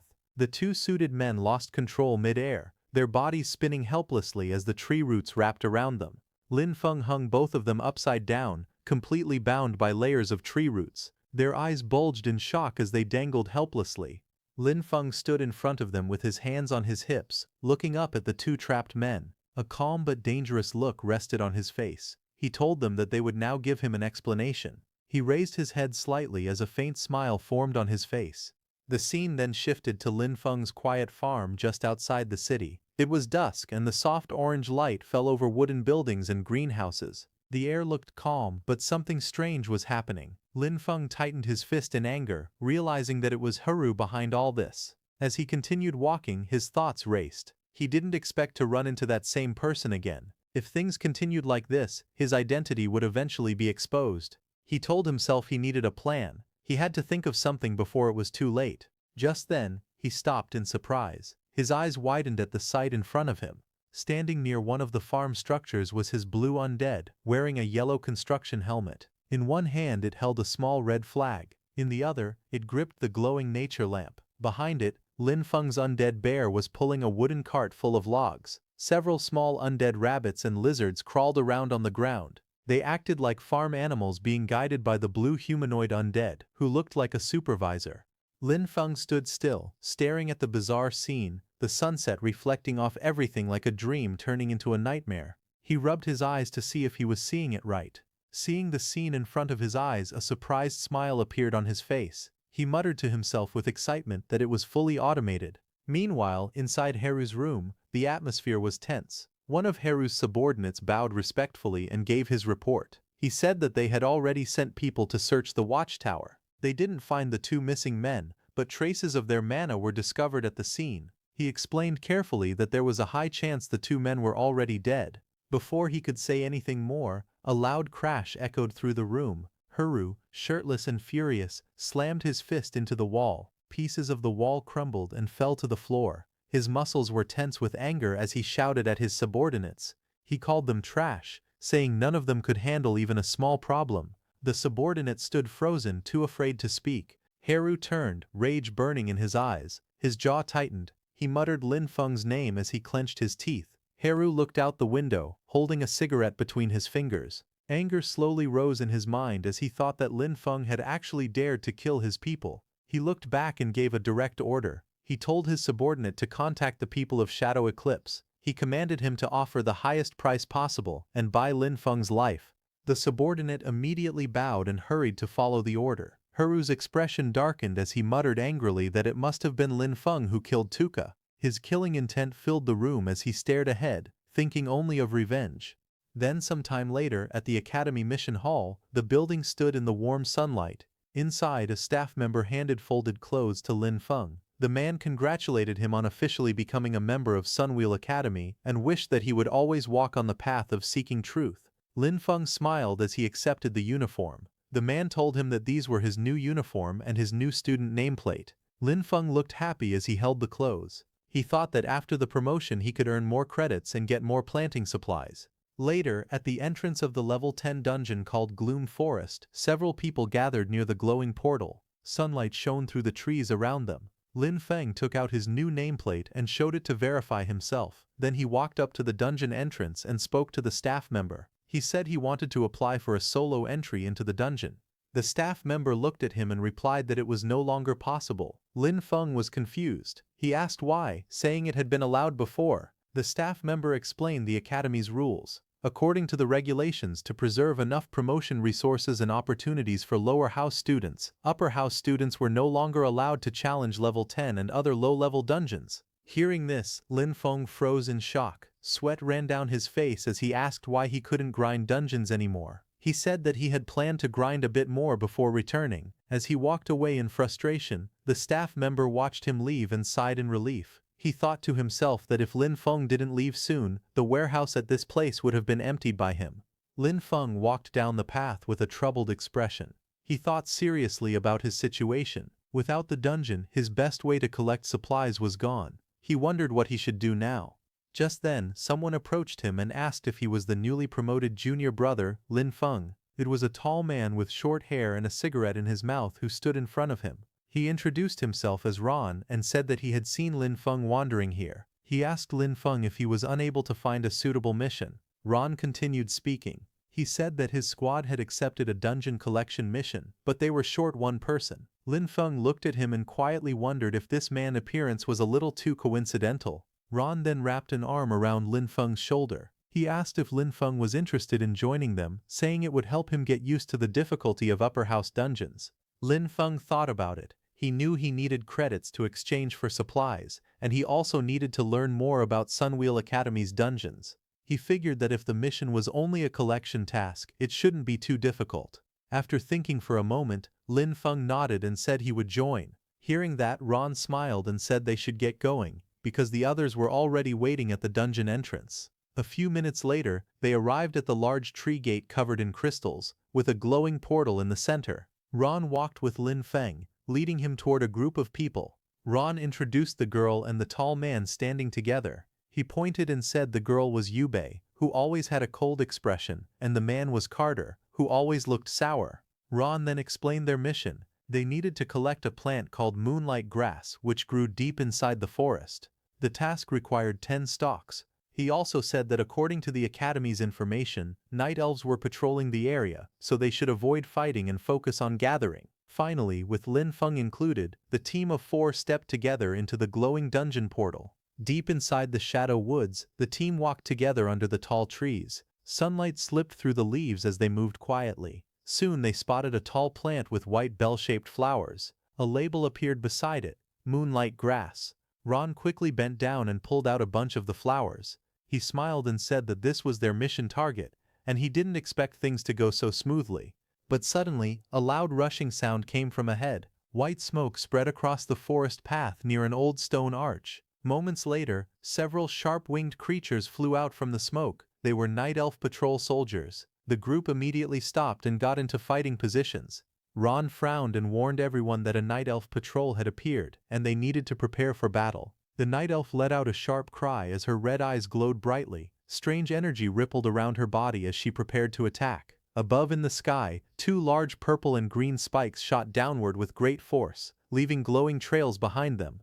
Ron stepped forward and swung his blade, cutting through the attack with a powerful slash. The shockwave split the incoming energy apart. Ron gave an order with a serious expression. He told everyone to get into position. He shouted that Lin Feng should use nature magic to slow the enemy down, saying that night elves hated nature magic. Lin Feng nodded and said he understood. Then Lin Feng rushed forward and stretched out his hand. Green vines burst from him as he prepared to use his nature magic. The night elves were trapped by fast-growing green vines. More vines shot out, wrapping their bodies tightly. Lin Feng jumped and hung them onto a tree branch. He pulled the vines with force, controlling them with nature magic. Ron then moved and cut down the night elves with his sword again and again. As the leader of the group, Ron's blade was covered in elf blood as he sliced all of them in mid-air. He looked serious and said that it was bad. The enemies were calling for more companions. He turned and called for Carter and Yubei to move.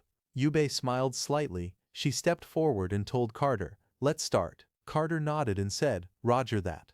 He then placed his weapon on the ground and injected energy into it as he used his earth skill. A huge crack suddenly opened in the ground. Many of the night elves fell into the deep trench. But in the process, Lin Feng also lost his balance and slipped off the edge. He grabbed the cliff wall with one hand, barely holding on. He looked up at Ron in confusion, realizing what they really were. The team stood above the cliff. Ron apologized with a small smile. He said he was sorry and explained that Carter had just learned this skill and wasn't very good at it yet, so Lin Feng got caught by accident. Lin Feng, hanging from the cliff, looked at the group above him and asked if they really didn't plan to save him. Ron smiled and said it wasn't that they refused to save him. He explained that the junior brother, who had just been promoted to the upper house, was stubborn and acted on his own. He went alone to fight elite-level monsters. In the end, he died by himself, and they couldn't do anything. Lin Feng, still hanging from the cliff, asked if they weren't worried about being exposed for killing an academy student. Ron kept smiling and explained that the Sunwheel Academy nameplate had special processing. It could record strong magical energy. After Lin Feng died, they planned to take his nameplate and use it to record the elite monster's magic. Hearing that, with a bored expression, Lin Feng raised one last question. He asked if there was really no other way to know what happened here. Ron looked down at him and told him to trust them, saying they had done this many times and were professionals. Hearing that, Lin Feng nodded slowly and said he understood. Lin Feng then slowly opened his hand and let go, releasing his grip on the cliff edge. Lin Feng's body dropped straight down into the deep crack, falling fast without panic. Above, Ron laughed proudly. He said that Lin Feng must have known he couldn't resist, so he chose to jump and die quickly. But Ron suddenly froze. His eyes widened in shock, and sweat rolled down his face as he looked ahead. From inside the crack, Lin Feng hovered in the air, rising slowly with dark energy swirling around him. Everyone looked up at him in fear as the energy behind him grew stronger. Lin Feng's expression stayed cold as he calmly asked if they were ready to face his legion. Ron's group looked shocked as they saw Lin Feng flying. Ron shouted that this was bad. They turned and saw Lin Feng's huge undead monsters standing in front of them. Yubei repeated that this was not good. Lin Feng's mage Undead smiled brightly as it raised its hands and formed a heart shape before releasing a huge blast of energy. Blue light exploded everywhere, hitting Ron's position directly before erupting violently. Injured, Ron stared in fear and stuttered that Lin Feng was using Undead. He asked if Lin Feng was a necromancer, saying it was impossible. Lin Feng stood calmly, touching his chin. He looked at the frightened Ron and asked if those were his final words. Beaten and exhausted, Ron looked up with tired eyes. He slowly said that they should talk. He told Lin Feng that they had no real conflict and claimed that everything was arranged by Hiru. He begged Lin Feng to let them go, saying they now knew they were wrong. Lin Feng looked at him calmly and replied that they didn't truly know they were wrong, they only knew they were about to die. Ron hurried to explain. He said that Haru always believed Lin Feng had killed Tuka. He offered to help Lin Feng testify against Haru. Hearing that, Lin Feng crouched down and asked Ron who Tuka was. Ron froze, sweat dripping down his face, unsure how to answer. Lin Feng straightened up and waved his hand casually. He said it didn't matter anymore and ordered his summons to bury them. A huge burst of blue energy exploded behind him as the mage Undead moved forward to finish the job. Ron, at the brink of death, lay on the ground and glared weakly. He shouted that he cursed Lin Feng to die a horrible death. Lin Feng stood above him with one foot on his face. He said that their good days were only just beginning. As they all died, Lin Feng looked at their corpses and used his necromancer power, ordering them to rise. All three of their corpses pushed themselves up from the ground. Dark marks spread around them. Ron and the other two stood up in purple and blue undead forms. All three looked at Lin Feng and knelt down. Lin Feng watched them and spoke calmly. He asked if undead created from humans naturally had higher intelligence than undead from other creatures. Lin Feng then held Ron's and the other two's nameplates in his hand and suddenly felt the magic of night elves coming from afar. Seeing that, he thought that he didn't need to handle the aftermath. But then he thought that since people had died, it was best to go back and report it. Lin Feng in the white shirt then walked toward the glowing blue portal, planning to leave. He reached out his hand, but the portal did not let him exit. He paused and wondered what was happening and why he couldn't go out. He stood in front of the portal, touching his chin and thinking quietly. Just then, a system window suddenly appeared in front of him. It said that a special item called Regret of the Past had activated. The message explained that the exit would stay closed until the dungeon was fully cleared. It also said that inside this dungeon, all of his attributes would become 200% stronger. Before Lin Feng could understand anything, suddenly the ground behind him cracked open, spreading dark shapes across the trees. A heavy thud followed as something big landed on the ground. Lin Feng turned around in surprise, and when he saw the thing behind him, his face turned pale. A massive black horse charged forward, pieces of earth flying under its hooves. On the horse's back sat a muscular knight covered in armor, purple lightning flickering around him. Lin Feng looked up, staring at the knight as the powerful creature stopped right in front of him.